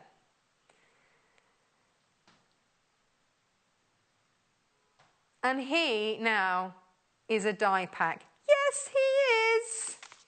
So you can make multiple hymns. Isn't he brilliant? This is how we do it. So, this is your die. And you'll notice that these are sort of A4 size. And that's because, obviously, crafters use this, so A4 size is a perfect size for them. Now, can you see in here? I don't know if there's a way that you can actually see. Can you just see little bits in here? So you could, if you were organised, and it shows you on the back which bits does which. Oh, there we go. That's how it's placed on the plate. There. Can we see that? They are your pieces. And so with one pass, you can cut out all the pieces to then get sewing to make that dog. Isn't that fab? I think that's absolutely brilliant. I've got a bundle here of fabrics which we think would be absolutely perfect for that. But what I'm actually going to send through... I'm going to send through some different types of fabric just to show you that you can also send through felt and also... Oh, hang on. And you can use this, you can play with this, play with your scraps as well with this. If I put that there and then do that there. So I'm not worried, this is some of the needle cord that we had from the earlier one. You can do this because you're going to want to do 2 layers, but you can then cut down to the sizes that you want roughly to do this.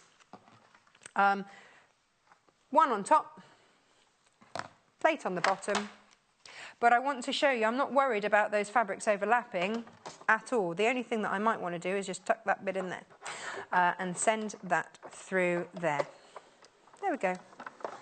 That's the only thing that you may just need to be a little bit aware of if you've got fabric overhanging. Now I've got felt there and I've got needle cord.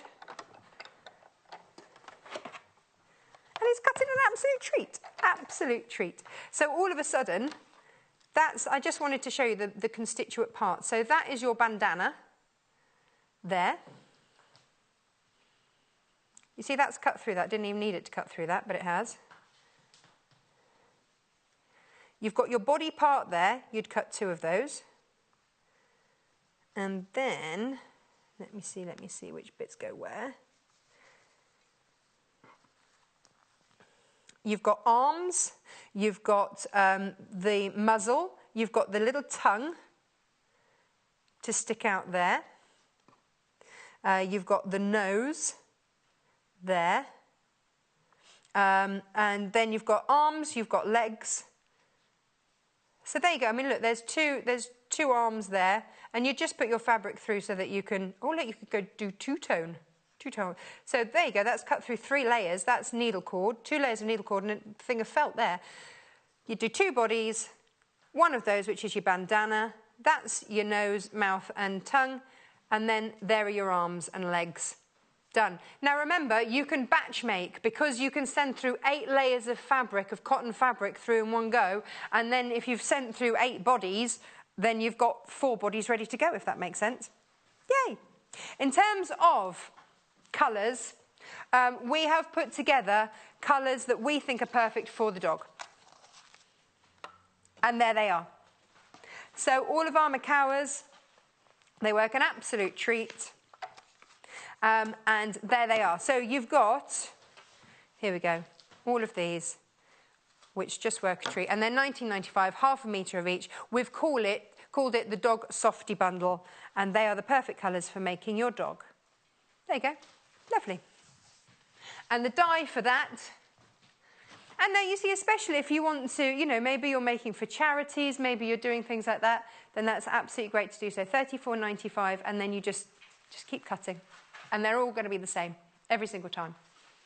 Yay! Now, the Prim Mini Iron is one of our favourite things, new things that we've had on the show. Here it is. It looks like a mouse. Quite an animal-themed show today, isn't it? Looks like a mouse. It really does, because it's got a little nose. And it comes like this. Also comes with a water fillery-uppy vessel thing. And a jug, as it's otherwise known. Thank you, producer Hannah. A jug, as it's otherwise known. And also a carry bag. Yeah, because it is portable. I'm going to put those to one side. And I'm going to show you it in the flesh. Here it is. Now, Janice made a lovely point at the weekend about this. She said that a lot of people, as they get older, actually, especially like me, you've got great big heavy iron. It's not always suitable for someone, you know, maybe you're getting a bit older. You don't want to do that, then look, here it is. This is small, this is portable, it is light, yet it is still a steam oven. There it is, looking like a mouse. Eek, eek. It is powerful. Unlike any other craft size iron, and this is on, so I'm going to have to be careful. Whoops, how I do this. That there is where you fill up with your water. Because this is a steam iron. I've never seen another craft size iron that's a steam iron as well. Pull that out, pop your water in. There's your steam function. Just press that if you want steam. We don't put steam in because it'll set off the fire alarm. There's your max, there's your min, and then there your temperature gauge there. And the little light on his nose flashes when it is at temperature. The other thing of note, my plug is there. Look how long, and that's got a couple of twists in it. Look how long that lead is. Woo! It has a super long lead, which you need. You just need. It is brilliant. Now, a couple of people messaged in when Hannah did the show before, producer Hannah did the show before. They said that they liked that the grip was on the top, and it does have like a rubber grip. So they had problems with their hands, but being able to. The other thing to point out is that if you want it to steam, you can just press down, and then as you're holding it, you can get it to steam. So you're not having to use a separate thumb or anything. You can just do it, you know, press down and do like that. But actually, if you just want to press your whole hand on there, then that will apply the steam function as well. Brilliant. Really natty piece of kit. I keep resting it on something. Actually, this is like the ironing department, which I never thought in my life I would get involved in, but you start sewing, you need to iron. I'm a convert. Now, we've got a mat here, and we've got this. This is an absolute lifesaver. I don't know about you. I have an iron that has a great big water reserve steam thing. It's like a proper industrial type iron, and it doesn't balance on the end of my ironing board properly. It feels a bit wobbly and a bit unsure. So if you get yourself a little silicone mat, I'm right-handed. I'm going to have to change this all around. You can, as you iron, and you can rest it on there. and that is safe to do so. Saves you putting it down onto any other surface. Maybe, you know, like some people, you iron on the top of a kitchen surface or something, on a tea towel or whatever. Then you can put it down, and that is safe. That is silicone. That is going to protect your surface. Obviously, don't go off and leave it there for the rest of the day. Be sensible about it. But that is an absolutely brilliant thing to have. Perfect. Now, what I'm ironing onto right now, and I've got to change this around. Sorry, but I'm right-handed, and that's really discombobulating me. Here is an ironing blanket. Now, this is genius, because when you are dressmaking and if you want to get a seam absolutely right, you've got a grid, a centimetre grid on here. On the back is your reflective silver, so you can iron onto that if you want extra heat to reflect back up and you really want to set that seam.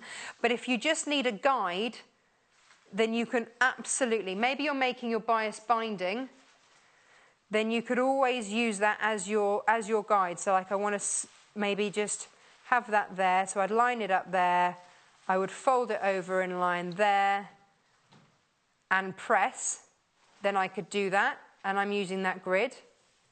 But the other thing that I need to show you, so this is fabulous for that, it means that you don't have to lug your ironing board everywhere. It's practical, isn't it? You can just pop this out as and when. Then you've got your iron maybe downstairs, maybe you're upstairs sewing in a bedroom or something like that, if that's where you sew. Then you've got this, you're not having to lug everything upstairs, downstairs. You've got your little portable iron, you've got your mat that's portable, so you can iron anywhere. Now, I've got a piece of fabric here because I want to show you how to make bias binding. Bias binding is a bind to have to make by yourself. So, get yourself a bias binder maker. We've got these in 2 sizes. This one here says 25. That is, it's the most popular one actually that we sell. 25 mil. You need to cut a piece of fabric in a strip double that, which is 50 mil. So this is the blue one, which is 50 mil. That is 2 inches. So cut your 2-inch strip. And here is how it works. So I would suggest when you cut it, cut a diagonal edge, because you are going to slot that into there. Now, sometimes it slots in beautifully, sometimes it gets a little bit stuck. They know this, they are aware of this at Clover, who make these, so they've put you this little groove in. That's not an accident. No, that is there for a reason. Basically, stick your pin in, and then it just pulls the rest of your fabric through. Turn it this way, and check that you've got it in there nicely. Now this isn't 50 mil, this isn't 2 inches, it's slightly shy of that. But when you do, you want to make sure that it goes equally up every edge, okay? And what happens is, as you can see, as this starts to come out, what you start to get, and this isn't quite wide enough, but you start to get your binding. Press. This is my best tip to you. Press. Don't do as I used to and do that, because it distorts the fabric. Remember, if you're making bias binding, it is on the bias. That's the whole point of it. Press. So you can also do this for straight binding as well. Now, if you'd cut this the 50 centimetre width, then these would meet.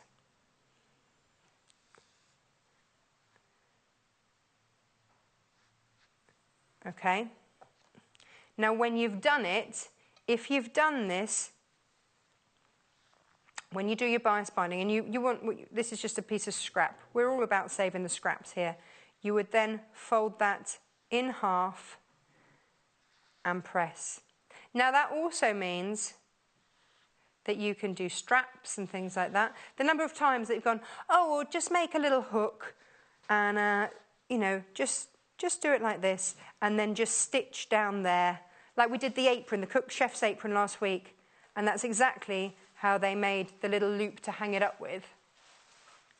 But now you have got binding in whatever colour you want, whatever fabric you want, whenever you want it, however much of it you need. Because as much as we love to buy shop-bought binding, you know, if you don't have enough of it, you don't have enough of it. Okay, same with here, the 12 mil. So with the 12 mil, brilliant for more delicate items, you know, necklines on things, 12 mil. So again, you want to double that when you cut it. So that's going to be, what, about an inch, or an inch wide as you cut it.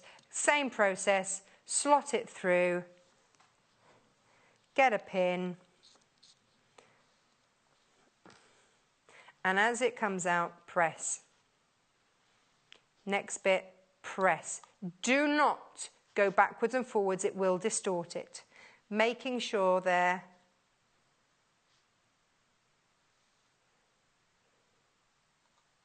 There. And what you'll see, and this is all with a little mini iron. If you want to steam it, you'll get really crisp edges. We don't have that steam function here. Just because it's a studio, we don't want to risk setting off our fire alarms. Now, the iron can do it, it's a steam iron. Now, let me show you this. So, you can see there, those joined. This was an inch wide, so that's how your binding should look. Can you see? Those two pieces, hang on, how close can we get in? Those there, that one, and then, so this is how fine it's going to end up. So that's your 12 mil measurement across there. It started out over here as 24, and then when it's bound, it's really fiddly if you wanted to just make this yourself at home. When it's then folded in half and pressed, that will give you 6 mil.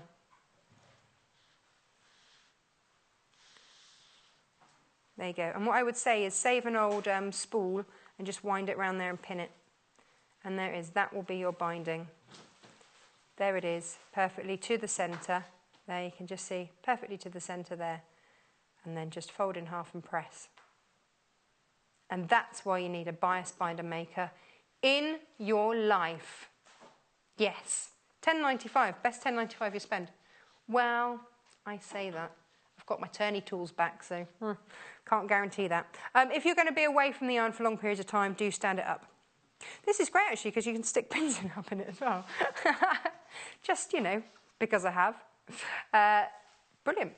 Nice piece of kit. Hurrah. Now, let's move along the bench, shall we? Hurrah. And over to here. We've got pink weights. Yay! It's not a necessity, but, you know, we like it. One of the things that you need, pattern weights. Keep your pattern weighted down. Maybe I always say with the window open for some reason. I don't know, it's just nice. But it means that, especially because this is lightweight paper, floofs around a bit, weight it down. Or if you want to put this down on your fabric or whatever, just the fabric weights. Just sometimes you need them, and here they are. We've got them in pink and in blue. There they are in blue. Pink is a little bit limited. We don't have too many of those. So if you're after the brand new in today pink, £12.50.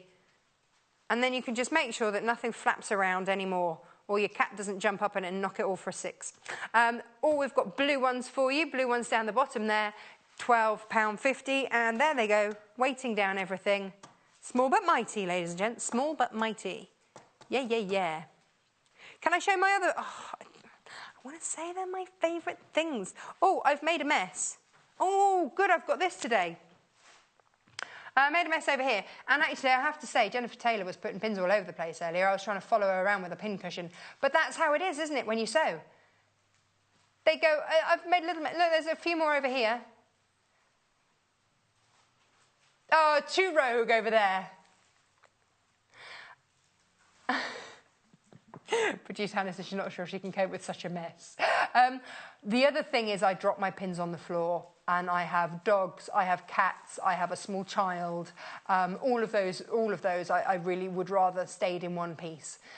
So I don't want them treading on pins. But when I drop it, you know how hard it is. There's a reason it's called a needle in a haystack, isn't it? It's just really hard to find when you drop these things. So you need one of these in your lives. And I have one of these for each of the different types of pins that I have, because I love it so much. This is Hannah likes to call it, producer Hannah likes to call it the soap dish. For obvious reasons. But actually, check this out. It's so powerful. So much more than a soap dish. It's wasted as a soap dish. Coming in, coming in, coming in. Yay! There they go. I've lost my pins. I've dropped them on the floor. It's okay. I've got them. Your magnetic pin cushion is a must. I have it on my desk all the time. And then as I'm going along, pull out a pin, I just sort of generally lob it in its direction because it just... Okay, so producer Hannah says don't lob, but in reality, I just sort of proffer it up in that direction and it just grabs it. Look, from here, it's like a dowsing thing. There. Ah, brilliant. Love it. 4:45. Never have another pin on your floor again that you can't find. Many. Well, you know, other goodies that I love are here. Well, it is one of my faves. Many faves here. Right, I'm going to start with my brown erasable, washable pen. Jo Carter, when she comes in, always asks, all of our designers have their little, we like to call them intricacies, and they always have certain things. Jennifer Taylor always wants to put a pocket on things, and Jo Carter, when she comes in, will always want her water erasable pen. And in fact, I remember one of the first times that she did the rabbit, you know, the big-eared bunny, and I came in and I found a big-eared bunny face down on the radiator. I'm like, what is going on? And she's like, oh, I've just washed his face. Because she marks the features on in this, and then it just washes off. I want to take it a step further, okay? Because she'd basically just got a flannel and wiped all over his face. There's an easier way, ladies and gents. Water erasable pen. On it goes. It's a great colour. It's really clear and easy to see. I'm going to do you 2 lines. So we can compare and contrast. Okay? Great. That's great. That's great. Very clear. You can stitch along there. Perfect. But perfect. Everyone should have one. Yeah, yada, yada, yada, yada, yada. Perfect. But if you get this, please can I highly recommend, rather than having to get a flannel to wash your bunny's face or whatever else,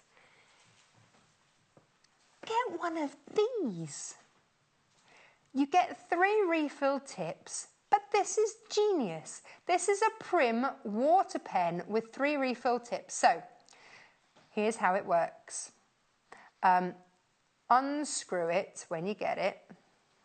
This is your water cartridge. Remember proper like ink cartridge pens at school? Do you remember those? Yeah? Yeah. And you used to, because some people used to have, I used to have a little bottle of ink. Some people used to have the little cartridges. Jay's like, I only know what a biro is, what you're talking about. But this is like one of those refillable, it was Parker pens, wasn't it? It used to be a refillable Parker pen. You could just, I'm sure other pens did it, but there we go. So pop that in your water. Pull the cartridge up. That has filled it with water. Tap it, do whatever you need to with it. Screw it back in. Now, if you do have a spare little piece of fabric and you just want to check that that water is flowing, there you go. And then you can just, if you want to prime it a little bit more, just press down. Yes. Okay, so that nib is now primed and ready. Are we ready over here? Exciting times, ladies and gents. But look, maybe I put it in the wrong place. Maybe he looks too happy or too sad, or maybe I just want to remove it. Just get your water erasable pen and off you go. Done. It goes. That will dry. That will disappear. It's brilliant. Absolutely brilliant. Now, the other thing is, maybe You've got a delicate fabric. You don't want to distort the fibres with using a pen, an actual pen. Or maybe, you know, you're going, well, hang on a minute, Tash. You've got a navy fabric there. You can't very well see your brown pen. You can't. And can you see it on there? Vaguely. It's there. It's okay. It's okay.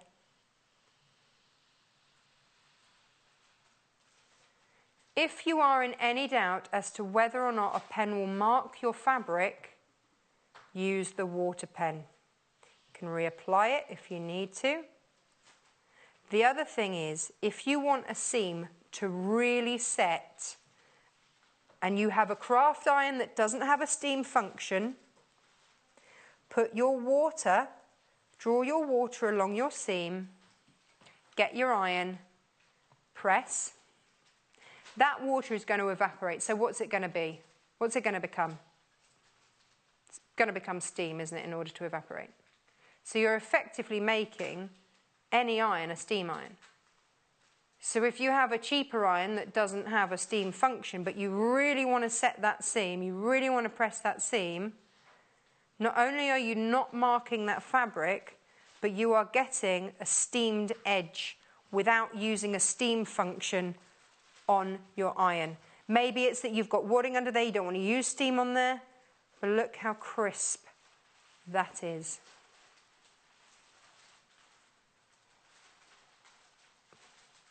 Just brilliant.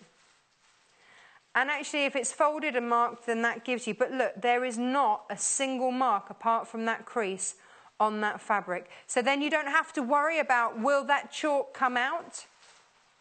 It's just a brilliant piece of kit to just have. Just brilliant. So wipe off marker pens, brilliant. You can wipe it off with this. It's just brilliant. Absolutely brilliant. Now this is drying. I just want to show you because the wipe off marker pens are absolutely brilliant if you want to, you know, mark on your features for your rabbit or whatever. But can you see, look, where I've taken that off? And I've done this on white, like a creamy white, on purpose, because look, you can see there, you cannot see it. That marker pen has not marked that light fabric, and where that water pen has erased it, nothing. And I've just sped up the process with the iron. So the water pen is in the packet here. This is your water pen here. $10.95, it just gives you new nibs because obviously, you know, once you put a friction nib on fabric, you're going to want some extra ones. Does that also come different widths? They're also different widths, I think. I'm not sure if they're different widths. No, they're not. They're all the same. There we go. You can use it against a ruler if you wish. You can do that. So you could use it against your seams, right? Shall I do that? Maybe you want to mark your buttonholes. Here you go. But you don't want to, maybe you don't have a pen to hand that's going to stand out. Maybe you don't have a chalk to hand. Maybe you don't like using chalk. I don't know. But here's your seams, right?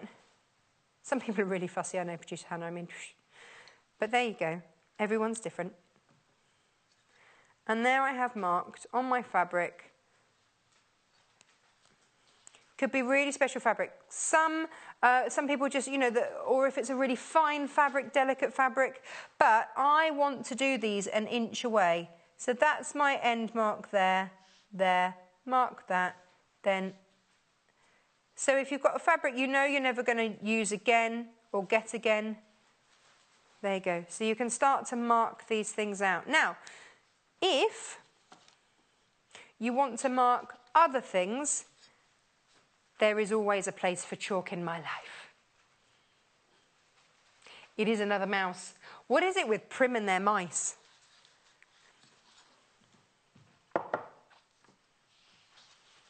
Yes. This is brilliant. You know we had dressmaking earlier? This is your refillable chalk mouse. So you can see there, tiny little wheel, and the chalk just diffuses. Oh. Can everybody see? Can I go?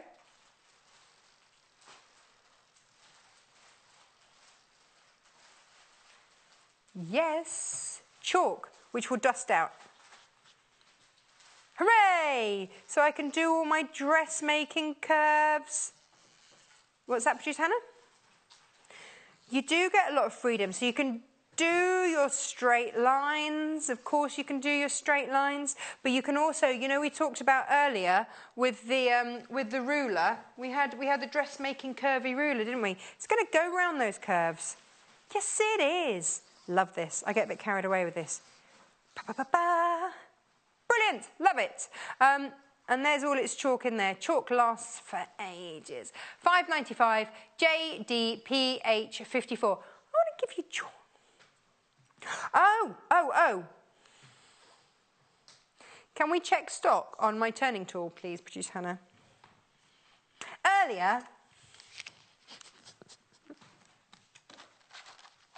we brought you these. Yes, they are back in stock. If you missed out, and so many of you will have done, I think these have been to wear twice now and sold out both times. $7.95 gets you 3 turning tools. They look weird, I know, but 3 different sizes so that whatever size fabric you're working with, if you're doing, Jen said that actually she could have done with that thin one when she was doing like spaghetti type straps or ruler, I don't know, whatever she called them, type straps on the sewing bee. Then, you know, she could have done with one of those. This width here is perfect for your Tilda monkey legs, or if you make any of the Tilda animals, perfect for that. And then your bag handles, things like that you want to turn through, your binding, anything like that you've made. That one, let me show you why this is fabulous. I love these shows. I actually keep mine in a loop. I'm always prepared and ready to turn. Let me talk you through the anatomy. Okay, so it's got a slightly slanted edge there so that it just eases into your loop really easily, okay? And that's on both edges, and that's important because what's going to happen is we're going to slide that into our tube and then we're going to get our pokey tool and point it in. Now, because you've got that slope, obviously you can't see that within the fabric, but that will always guide you into the right position. That's what's going to happen. So, and just to bear in mind, this is what, 2.5 times the length of the tube. I need to turn this. Just slot the tube in. There it is, slotted in. Get the end. There it is, it finds it. It goes in straight away, pushes through. Now, the fabric that we had on the earlier show for the bags had a looser weave, in which case, go with the blunter end. You've got a pokey end and a blunt end, but then you do have that pokey tool ready to just get into those corners and poke out those corners. Done. Done. How quick was that? Shall I show you again? You watching? Producer Paul made me do this under a time challenge. I think I did it in 7 seconds. So, ready, steady.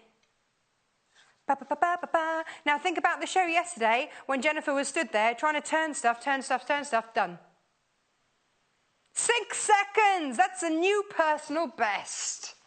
6 seconds to turn something.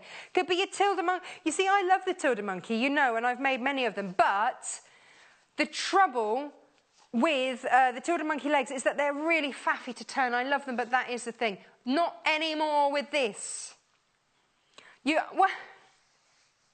Well, it's got 4 legs and a great long tail, Producer Hannah, and they're really narrow, and they're really difficult to just turn by hand. Really difficult. So it was the longest part of the whole make. Similarly,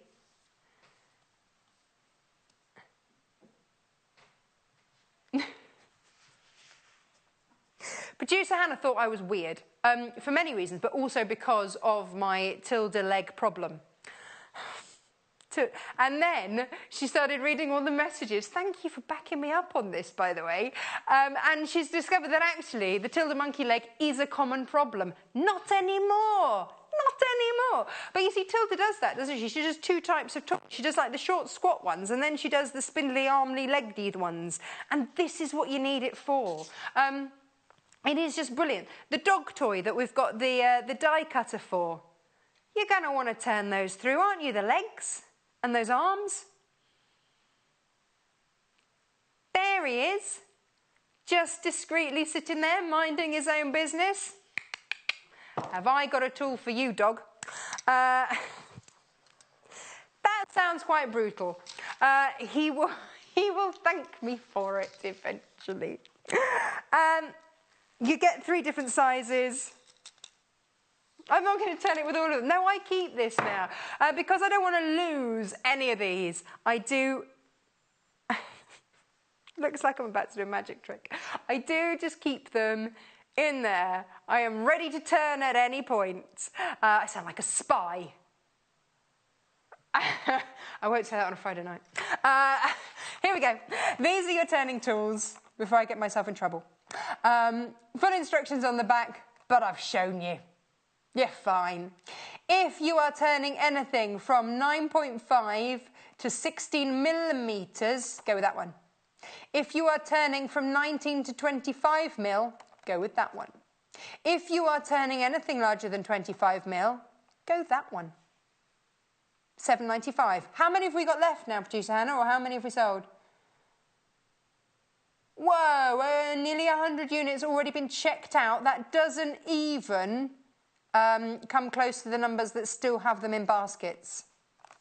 Check them out, please. Make sure you don't miss out this time. You will kick yourself. Everyone should have one.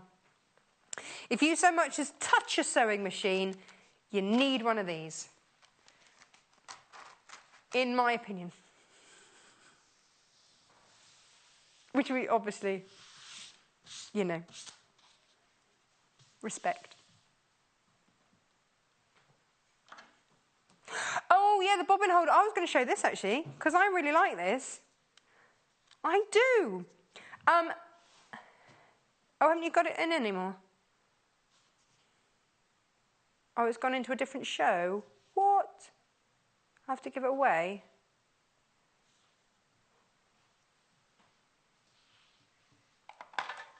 That, ladies and gents, was a great pin holder for when you're dressmaking and doing alterations. Take pins out, stick it in there. Done. Which would you like next? Oh, the bobbin box. Wind your bobbin up. Oh, yeah. Freddie started singing it but doesn't know the words. Oh. I know there are limited words. He's 3, Hannah.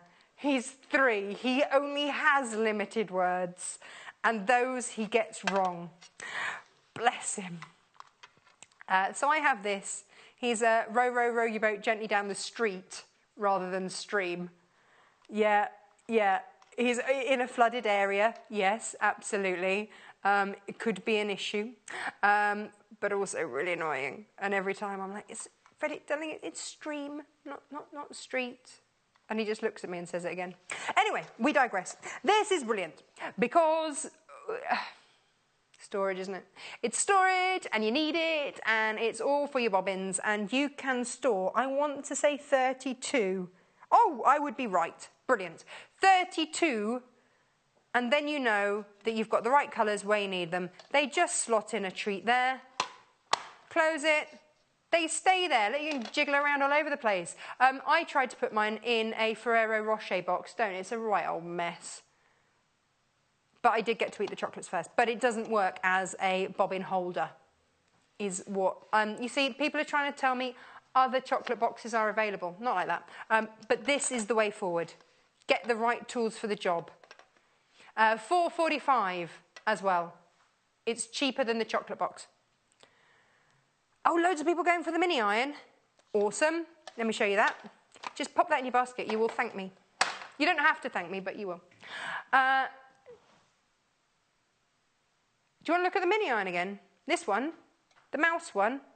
Prim Mouse. Love him. There's a lot of love in the studio today, isn't there? On my nice little silicone mat here so that I can put him down on any work surface. Thank you very much. So, you'll see there, that bit pulls out and I can fill him with water. He comes with a jug and a carry bag. Obviously let him cool down before you put him in the carry bag. Don't like melt your carry bag, that would be a bad idea. But there you go, there's your fillable jug. Filling jug. Happy days. Get rid of that. Now, He has a steam function. When have you ever seen a craft size iron with a steam function? He's here, $39.95. If you want to use your flat of your hand, that will engage that steam function. We don't have him on steam today because we'll set off all the fire alarms and then have to go and stand in the street and wait for firemen to come and get us. So we're not doing that. Why aren't we doing that? That sounded fun.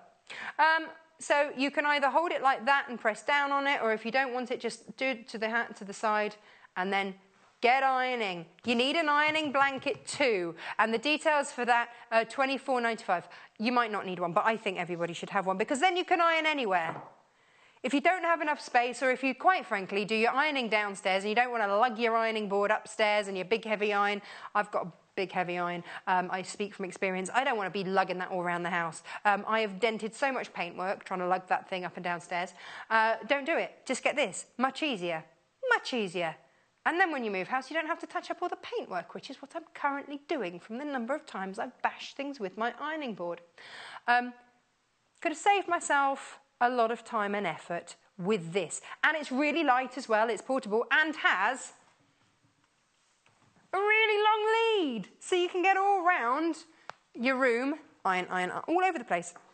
Fab, which you can if you've got your mat. So even if you don't have a plug that's in a particularly easy, accessible place, you've got a lot of length there. $39.95 XAPH07. Grab it. Then you can do your bias binding. What else do you want to look at? My duckbill platypus scissors. AKA duckbill. Oh no, they're not called duckbill platypus scissors. That's what I call them. What are they actually called? Oh, applique scissors. You know when you just call something. Oh, duckbill. Oh, I knew there was a duckbill in there somewhere. Ah, I've gone mad. Well, okay. For reverse applique, delicate fabrics, you don't want to be chopping through it. Who was it? Was it Anne said it? I think it was on one of her City and Guilds. She did lots of different layers of quite a delicate fabric. Didn't have a pair of these, cut through, had to start all over again. I can't imagine, producer Hannah, who did this yesterday. Who did that? We had a reverse applique cushion on a little while ago as well, which was brilliant. Left or right-handed, doesn't matter.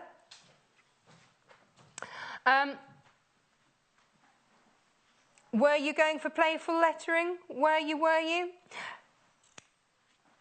Did you do that freehand? Get you! That's why you've got an art degree. Just for these letters. So make your cut with the pointy, sharp end. And then as you cut through there, you can do this roughly to start off with, but you see that duckbill bit won't let you rip your stitching or rip your fabric. So I just do it. There's probably like a more technical way, but just do it roughly and then go in. So, and then you can really neaten up. And in you go. And you're not going to cut through your stitching. And it's all going to be beautiful. And then we'll have a matching N to go with the H. So yeah, take your time, do it, but that is how you get your reverse applique.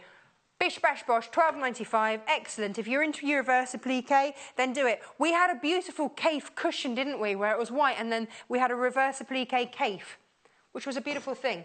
Now, the other they're all my favourites.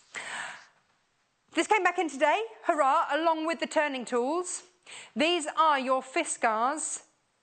We keep calling them pelican scissors upstairs. They are your soft grip dressmaking shears. Please check out your baskets for these. They are back in stock, but they are flying out again. They are spring-loaded, so when I do that, whee, they open, okay? So you only have to apply pressure going down, and then they just glide. Because that is flat, and because you don't have a handle there, look at this. Whoosh, glide, glide. right. Now, I'm running out of time rapidly, but please check out your basket for those. $22.95. They are super, super razor sharp. You can do that thing as well. Here's the menu for tomorrow. Texture and tailoring. All about sleeves with Jennifer Mills tomorrow, 8 a.m. She is all about the sleeves. 9 a.m. paper piecing hexes. Oh, yes, yes, yes. And then 10 a.m. fitted linen wrap skirt. And then 11 a.m. textured treats. Oh, can't wait for that. So join us tomorrow. I will be here bright and early, 8 o'clock. I hope you'll join me too. Thank you very much for joining me today. Bye-bye. Give your wardrobe a handmade upgrade with a little help from Jennifer Mills. On Wednesday the 23rd of August, Jennifer will create a chic outfit over 2 hours. She'll start with a classic blouse with a range of sleeve styles using a classic McCall's pattern. Then she'll fashion a fitted wrap skirt in beautiful enzyme linen. You can recreate this stylish look in a range of colour palettes for a timeless, sophisticated look. And with Jennifer's vast knowledge of all things dressmaking, you're in safe hands. So, join us on Wednesday the 23rd of August at 8 a.m. and 10 a.m. for these essential dressmaking demonstrations, only on Sewing Quarter, Freeview Channel 78.